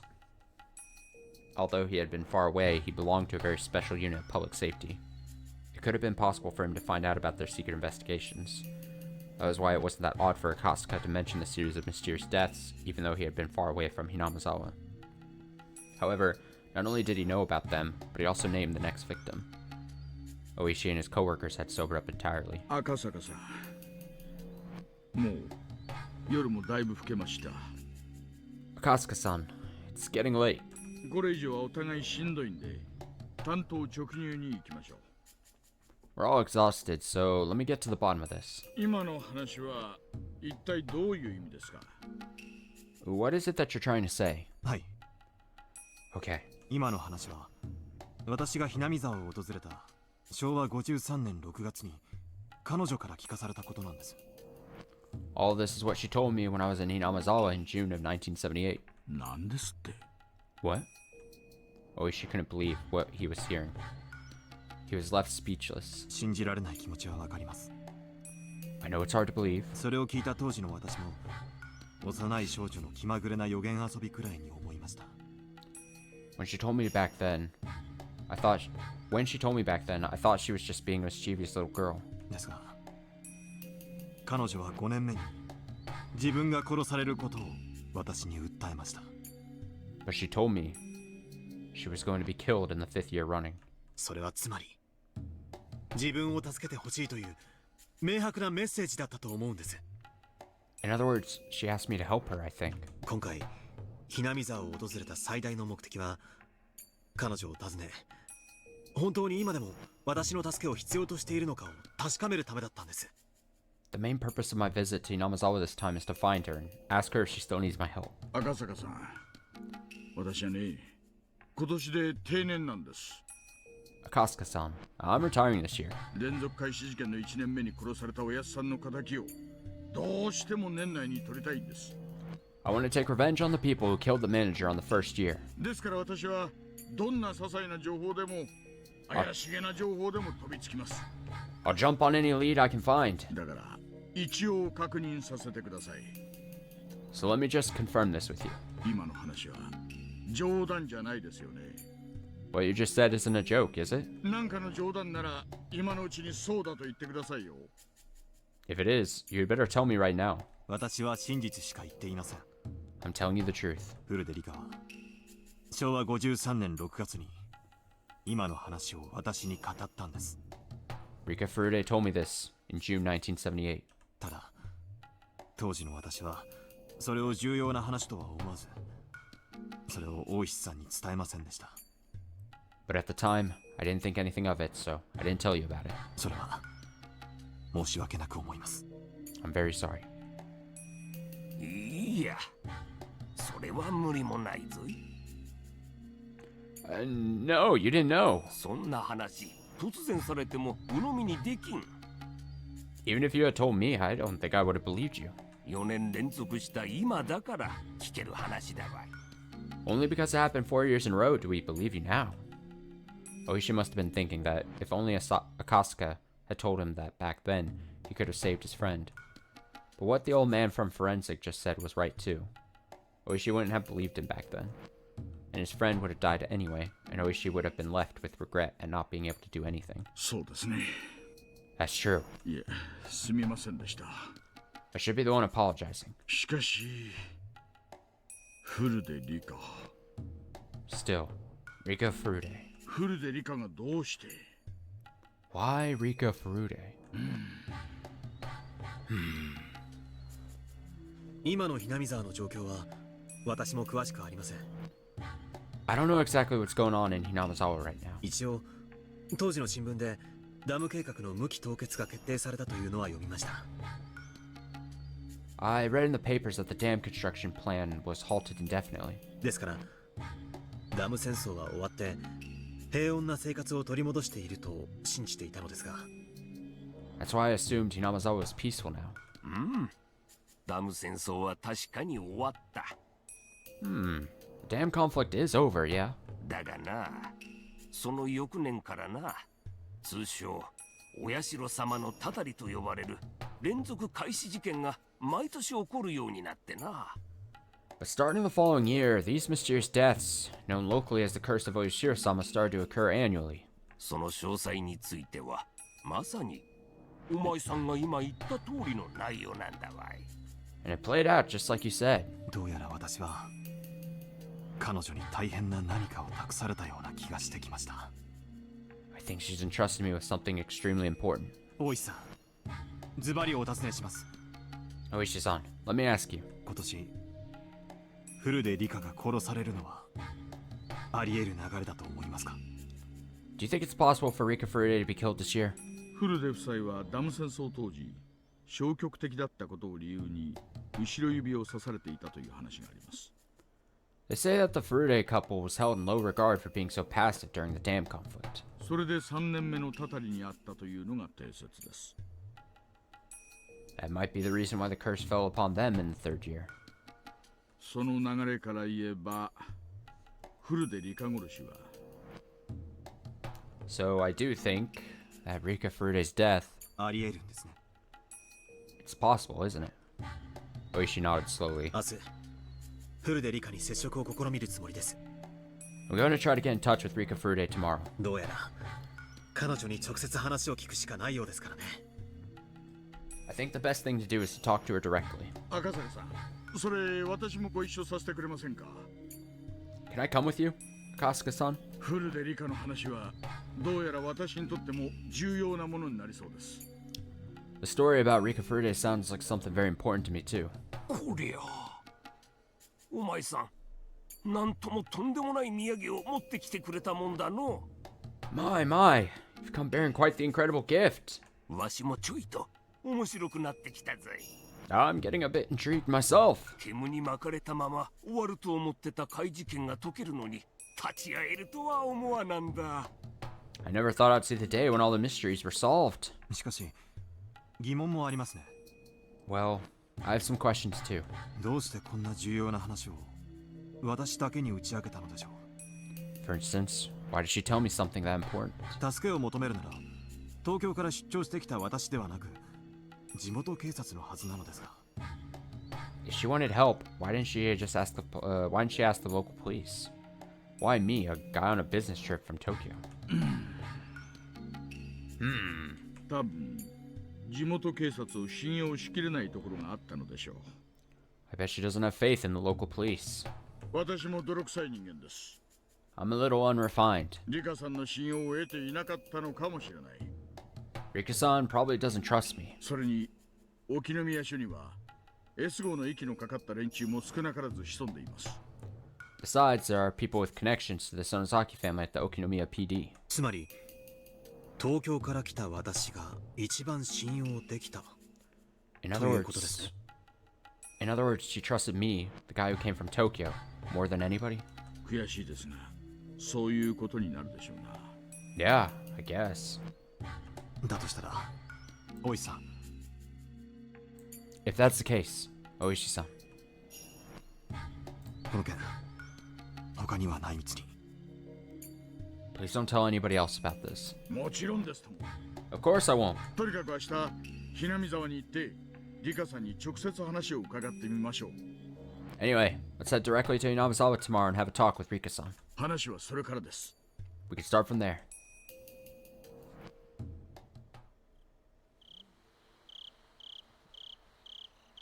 Moon.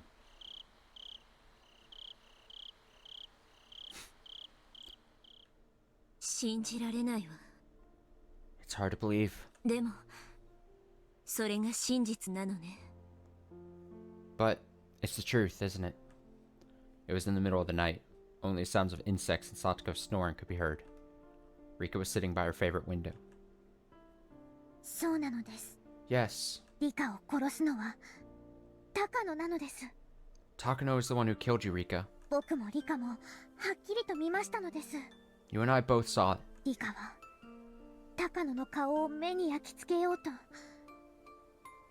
You tried so hard to remember Takano's face. 意識のあるままにお腹を裂かれてもなお歯を食いしばってその顔を見ていたのです。 Even as she cut your stomach open, you burnt her face into your memory while enduring all that pain. 嫌な死に方ね。 That's a horrible way to die. 毎回記憶に残ってなかったのを感謝したいわ。 I'm glad I don't remember. でもなんとなくわかる。 But I can see it. 高野の好みそうな殺し方だもの。 That's the kind of death Takano would prefer. Oh, oh, oh, oh. でもわからない。 Still, I don't get it. どうして高野が私を殺すの？ Why would Takano kill me? だって私は女王感染者で私が死ねば大惨事になるんでしょう。 I'm the queen carrier, and if I die, a disaster will occur, right? だから入江機関や山犬たちが私を守ってくれてるんじゃないの？ Isn't that why the Erie Institute and the Mountain Dogs are protecting me? そのてっぺんにいる高野がどうして私を殺さなくちゃならないの？ Then why would Takano, their leader, have me killed? Noises. ごめん。意味のない質問ね。 Sorry, that was a useless question. 高野が私を殺す。 Takano kill me. それが真実なのであって、その動機なんか大した問題じゃないものね。 That's the truth, and her motive doesn't matter, does it? しかし、だとしても、 But still, よりによって、なぜ高野なの？ why Takano? Although she just said that the motive didn't matter, Rika went back to the same question. The reason why Takano was protecting the Queen Carrier wasn't because she wanted to prevent the rest of Inamizawa from developing the syndrome. It was because the Queen Carrier was an extremely valuable subject of her research. Then, considering that value, why did she kill the Queen Carrier with her own two hands? 敵は高野一人なの。 Is Takano my only enemy? Oh, oh! 山犬の人たちも敵でした。 The Mountain Dogs are after you too. 入江が敵かは分かりませんでしたが、多分敵じゃなかったと思いますです。 I don't know if Erie is your enemy or not, but I don't think he is. 高野と山犬が敵。 Takano and the Mountain Dogs are my enemies? 冗談じゃない。私たち小娘がどう立ち向かえって言うの？ You've got to be kidding me. How can we possibly win? 無理よ。 There's no way. 奇跡でも起きない限り、あんな奴らに私たちが勝てるわけがない。 Unless there's a miracle of some kind, we can't fight against people like them. しかも、綿流しは次の日曜日。 Besides, Watanagashi is this Sunday. 私が殺されるのは22日。 I'll be killed on the 22nd. あと1週間ってところ？ It's in about a week or so, right? そのわずかな時間でどう戦うの？ How can we beat them in such a short amount of time? タカの金属バットで闇討ちにでもしてみる？ Should we try going after Takano with a metal bat? 意味ないわ。タカノは所詮連中の一人。 That won't work. She's only one of them. タカの一人を返り討ちにしたって山犬たちに取り囲まれておしまいよ。 Even if we take her out, the mountain dogs will still get us. どうすればいいのよ。どうすれば。 What do we do? What should we do? そんなの僕だってわからないのです。I don't know either. でも。But... 今までは何度繰り返したって敵の名前だってわからなかったじゃないですか。 We didn't even know our enemy before now. それをやっと掴んだのです。 This time, we do. やれることがあるはずなんです。 There must be something that we can do. This was the first time in a long time that Hanyu had spoken so positively. Rika was startled for a moment and realized that she was losing her cool. She took a deep breath and tried to calm herself down. She was still confused that Takano was the culprit. Rika had always thought of Takano as her ally. There were, after all, many reasons why Takano should treat her well. Rika couldn't even think of one reason why Takano would want to kill her. Still, Takano was always thinking about bizarre things.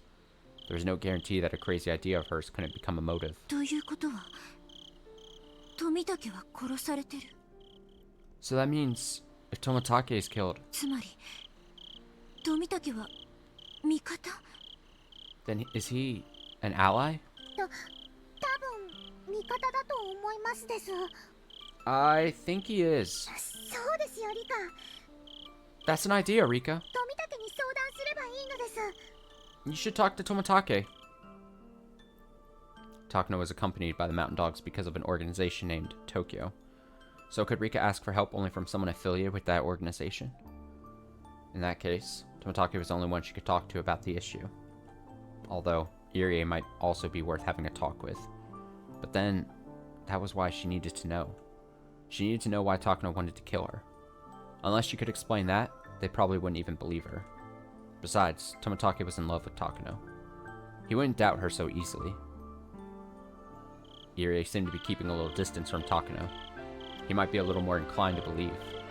But, as someone who was simply a doctor, he knew little about Tokyo. He might end up being useless to Rika. Then, should she call the police? No way. Definitely no way. There was no way they would believe her. If she were to make a call and say that a strange organization named Tokyo was trying to kill her, they would think she was crazy. Then what should she do? What could she do? How could she save herself? The scariest people in Hinamizawa were coming to kill her. How could she run from them? How could she fight them? How? How? If she had remembered the scene of Takano killing her, then she wouldn't have been so confused. Because seeing is believing. But she didn't remember. This was just what Hanyu was telling her. She didn't want Takano to be her enemy. This was the truth she didn't want to accept, so she was tempted to just say that this was all simply Hanyu's delusion. 落ち着くのです、リカ。 Calm down, Rika. 前の世界で僕たちは学んだはずなのです。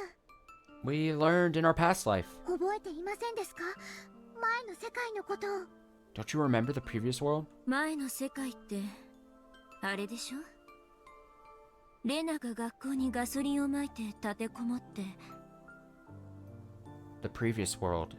Do you mean the one where Rena spread gasoline all over the school and locked everyone inside? 違いますです。 No, no. その次にもう一つ世界があったのです。 The world after that. 本当に覚えてないのですか？ Don't you remember? その世界ではあいつが帰ってくるのです。 In that world, he came back. 北条哲平が。 Teppei Hojo did. 最悪の世界ね。 That's the worst possible world. 何をやっても相談所は様子見で。聡子は数日で廃人同然。 No matter what we do, the counselors won't do anything. Satoko goes insane within a few days. どうせ仲間の誰かが発症して哲平を闇討ちにするんでしょ。 Someone from our circle of friends developed the syndrome and attacked Teppei, right? 違います、違います。 No, no, no. そこではみんなが力を合わせて相談所に陳情してちゃんと聡子を救ったのです。 I kind of like this dynamic of Hanyu having to be like, no, all the memories are getting scrambled together. Rika, focus. Focus, Rika.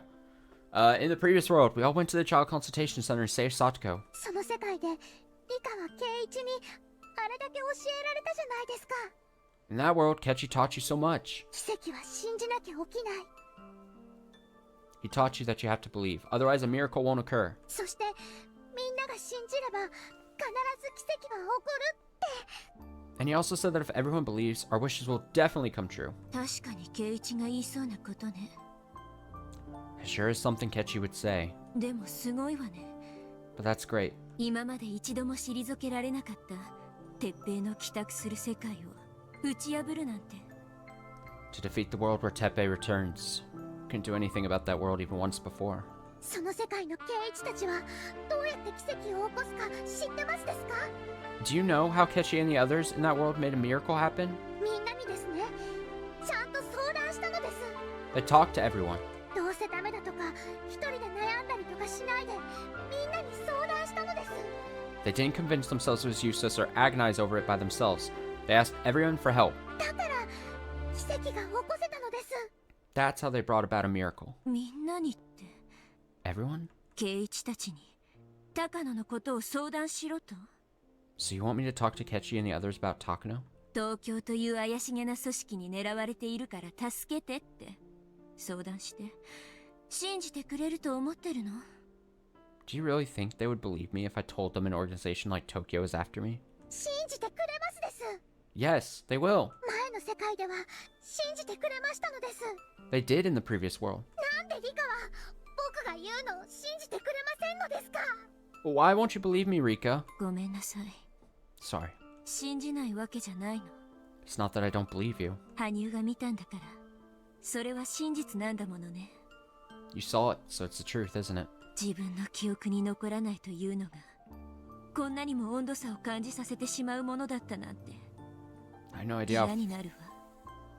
I had no idea how frustrating it would be not to remember it myself. とにかくリカと僕が二人で悩んでも何も解決できませんです。 Anyway, you and me going on and on about this won't solve anything. 僕たち二人の力ではあまりに非力なのです。 We don't have enough power on our own. でも僕たちには武器があります。 But we have our weapon. それは真実です。 That weapon is the truth. 動機はよくわかんないけど、でも犯人は高野だってわかってます。 We don't know her motive, but we know that the culprit is Takano. だからこれはこれまでの世界で一番有利なスタートのはずなんです。 So this is a very good start compared to all the other worlds. それなのになんで最後の最後でリカだけ記憶がつながらないのです。 But why? Why can't you remember it at the very end? Hanyu ground her teeth remorsefully. She saw the truth just a short time ago, so she couldn't believe that Rika didn't remember anything. If it was something she had seen herself, then she wouldn't even need a motive. But she hadn't, and that was why she couldn't understand. Why was her memory missing even when Hanyu's memory was still intact? Did that mean their long journey was about to end? Perhaps her infinitely repeating journey was already over, and this was the last world of all.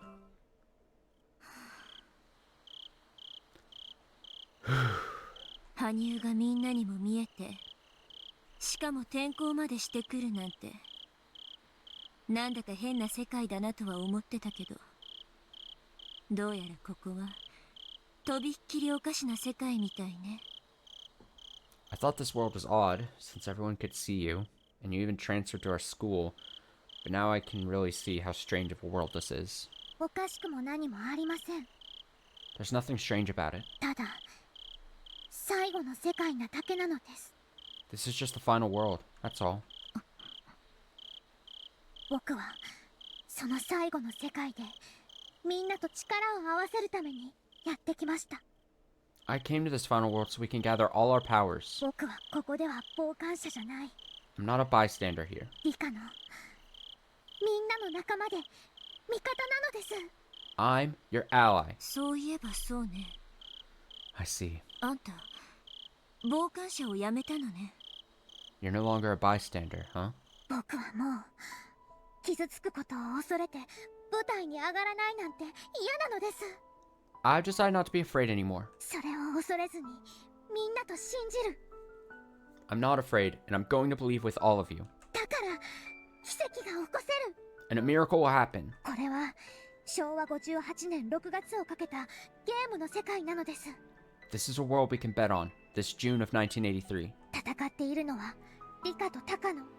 Rika and Takano are fighting. 期限までにリカが敵を倒せないと自動的に負けになる。 If Rika doesn't defeat her enemy in time, she will lose. タカノたちは山犬という強力な駒をいくつも持っている。 Takano has many powerful pieces like the mountain dogs. 少々の駒を集めたくらいではとても太刀打ちできないのです。 Rika will need a lot more pieces to be able to defeat her. だからリカはあらゆる人に助けを求め対等な数だけ駒を揃えなければそもそもゲームが始まらない。 So unless Rika asks for help from many people and gathers an equal number of pieces, the game won't even begin. このゲーム版のルールを僕たちは何度も繰り返しながら学んできましたのです。 We've learned the rules of this game board by playing the game repeatedly. それはまるで説明書のないゲームのよう。 It's like a game without a manual. でも僕たちは何度も学び、そしてようやく戦い方を知り、さらに敵型の駒の正体まで最初から分かっているという破格のリードがもらえましたのです。 But we've learned the rules, and now we know how to fight. We're ahead in the game because we already know what pieces our enemy has. リカ、ぼんやりしてる場合じゃないのです。 Rika, you have to get busy. 綿流しまであと1週間。 We only have 1 week before Watanagashi. 前の世界は2週間の猶予で始まりましたのですが、今回は1週間しかない。 We had 2 weeks in the previous world, but we only have 1 week in this one. つまり、これが最後の世界なのです。 In other words, this is our final chance. わかったわ。Rika, put the booze down. No more drinking. We gotta work. Okay. 私が覚えていないことの不幸を嘆くより、あなたが覚えていてくれた幸運を喜ぶべきね。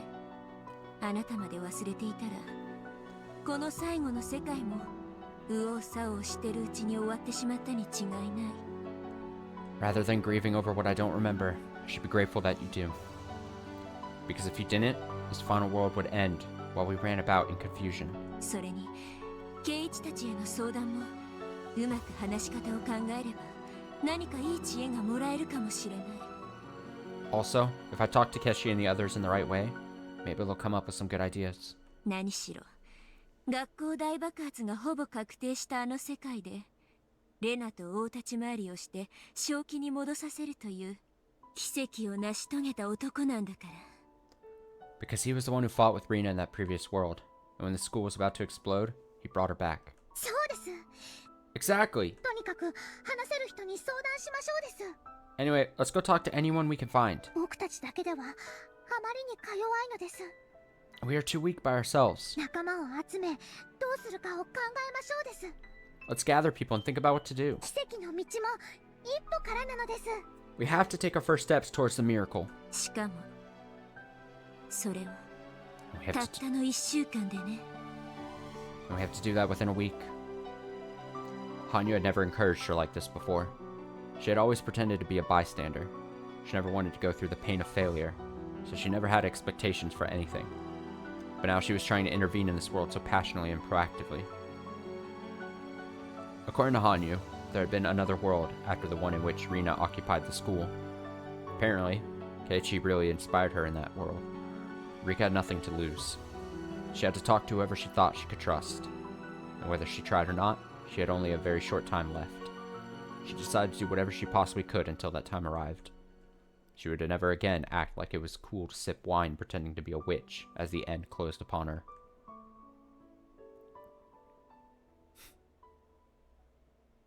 Oh, to drink wine at the window. Hello? ご無沙汰しておりますわ。 It has been a while. 野村です。 This is Nomura. Nomura? Nomura?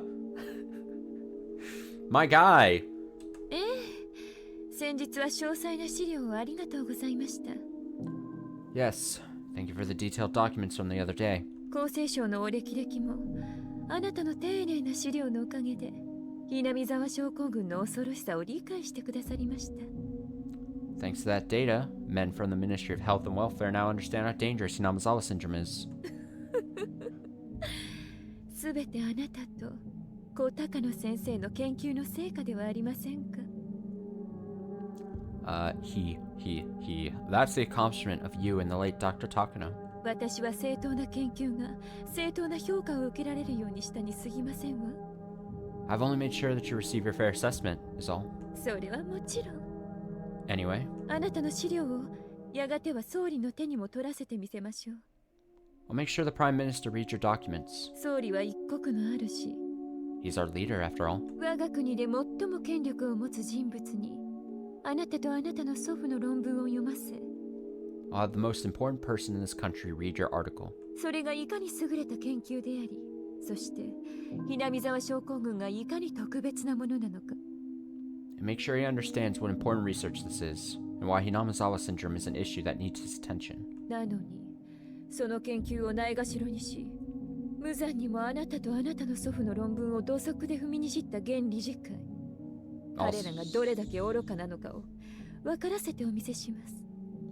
Also, I'll make sure the present board of directors realize how stupid they were to ignore your research and ridicule your grandfather's thesis. え？ Indeed. そんなあなたに朗報があります。I have great news for you. 終末作戦が終わった後、現地は隔離閉鎖され、陸自の別部門が研究を引き継ぐこととなりました。We've decided that after the operation is completed, the actual location will be isolated and shut down, and another department of the SDF will take over the research. あなたはそこへ迎え入れられ、派閥や予算に悩まされることなく、心ゆくまで研究をすることができるのです。You'll be welcome there, and you'll be able to continue your research for as long as you want without worrying about political factions or funding. あなたの献身的努力に報いたいとおっしゃられるクライアントの行為としか申せませんわ。That's all thanks to your generous client who wants to reward you for your hard work. あなたはそこで所長の地位を与えられ、今度こそ思うままに存分に研究に勤しむことができるのです。You'll be given the position of director, so you can devote yourself to your research. それはとても素晴らしいことではありませんか？ Isn't that wonderful? そしてあなたはひなみ沢症候群の研究をステップの一つにし、高野先生が求められていた本当のステージ。Finally, you'll be able to accomplish something that overturns common knowledge by researching Hinamizawa syndrome and the existence of parasites that influence human thought. いいえ、これはお世辞でも何でもありませんわ。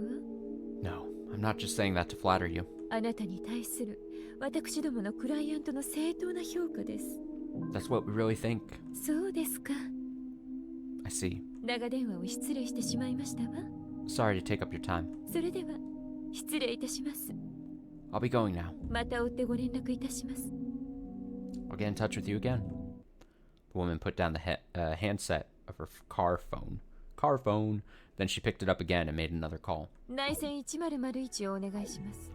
Please transfer me to extension 1001. ええ、渡辺とお伝えを。Yes, this is Watanabe. 渡辺です。Watanabe? ええ、先日の件はつつがなく終了しました。Yes, the issue from the other day has been taken care of. はい。Yes. 高野先生の資料は素晴らしいものです。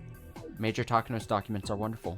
さらに国立研究所の職員を同行させましたので、背広連中はそのまま鵜呑みに。I made some people from the National Research Center go along, so the men believed it without questioning. ええ、はい。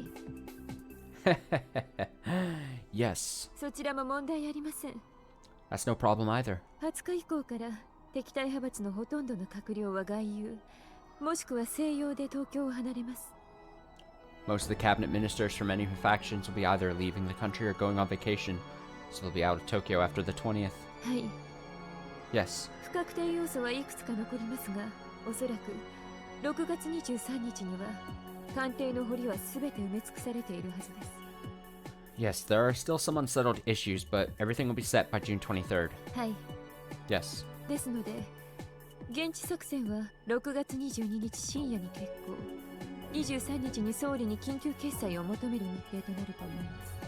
Therefore, the on-site operation will take place at midnight on June 22nd, and the Prime Minister will be asked for emergency sanctions on the 23rd. はい。当日、総理を補佐できるブレーンは全て我々側の人間です。 Yes, everyone aiding the Prime Minister on that day will be our people. 総理は万に一つの疑問も抱かないでしょう。 He won't even question a thing. ええ。 Yes, それは間違いなく。 I'm certain. 総理は必ず緊急マニュアル第34号に署名します。 Prime Minister will definitely sign Emergency Manual 34. その後はアルファベットへの責任追及となり、奥の千葉派、旧小泉派は発言力を大きく失うこととなるでしょう。 Afterward, an investigation into Alphabet's duties will be taken up, and the Okuno, Chiba, and Old Kazumi factions will lose a great deal of sway. ええ。 Yes, そうです。 that's right. 今村先生の復権は時間の問題です。 It's only a matter of time before we succeed with the Asian Amity and Reconstruction Summit. ですわね。 It's true. If there's money to spend on developing domestic nuclear arms or the Japanese-American alliance spanning the Pacific, then it would be more profitable for our nation to spend it on ODA toward China. The 21st century will be the era of China, with the nation claiming a good portion of the world's population. Japan gets nothing out of wagging its tail for the US anymore. ええ、全くですわ。 Yes, I know. The 21st century is almost here, yet we're still saying that communism is the greatest evil. Maybe we've been watching too many bad American propaganda movies. はい、わかりました。 Yes, I understand. では来週、マカオにてよろしくお願いいたします。 Okay, then I'll see you in is it Macau? Macau? Is it hard to see? Macau? Next week?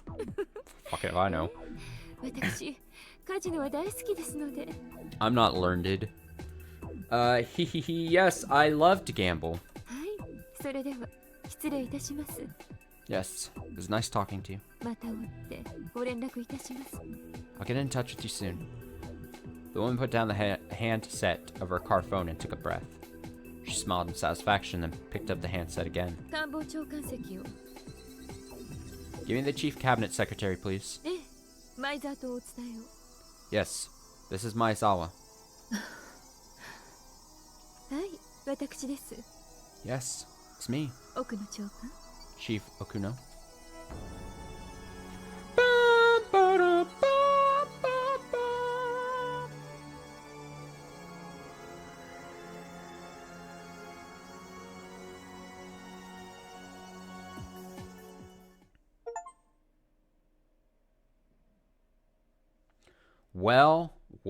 Well, just 1 week. It's been. We'll just save here, that's fine. Cool.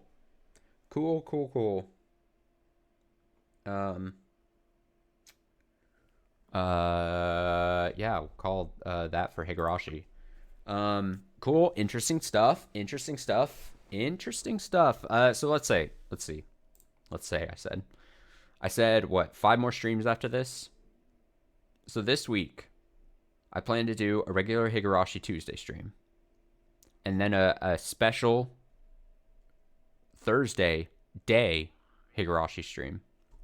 And then Saturday Higurashi stream. So this week, other than even this one, 3 more. I am dead set on finishing Higurashi here in the next 2 weeks now. And I think we can do it.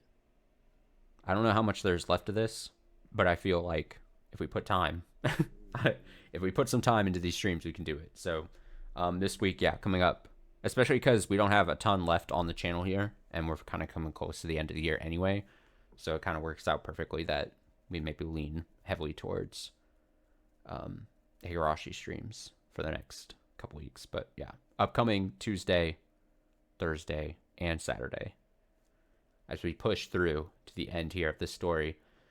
I'm going to throw up a BRB. I'm going to get things set up. I'm going to switch to the second game of the stream here, but I'm going to throw up a BRB. I need to stretch. I need to get some water. I need to do all that stuff. So amongst setting up the new game and stuff. So throw up a BRB. When I return, will be starting Return of the Obra Dinn. That is what it's called, right? I always feel like when I think of the title Return of the Obra Dinn, there's something else I always think of, and then I think of I keep wanting to say like Obra Dinn for some reason. I don't know if that's something else I'm thinking of. Obra. What is Obra Dinn? Is that even a thing? Am I just making things up? Hard to say. I'm probably just making something up, right? I probably just have no idea what I'm talking about. All right, I'm going to get that set up. I'll throw up a BRB. Give me at most, I would say sit tight. Give me at most, like 10 minutes, all right? Because I also have to go. I know mail doesn't come on Saturday or Sundays, but I should have checked my mail, yesterday for a semi-important thing. So, give me like a sec, all right? 10 minutes at most. I'll be back shortly.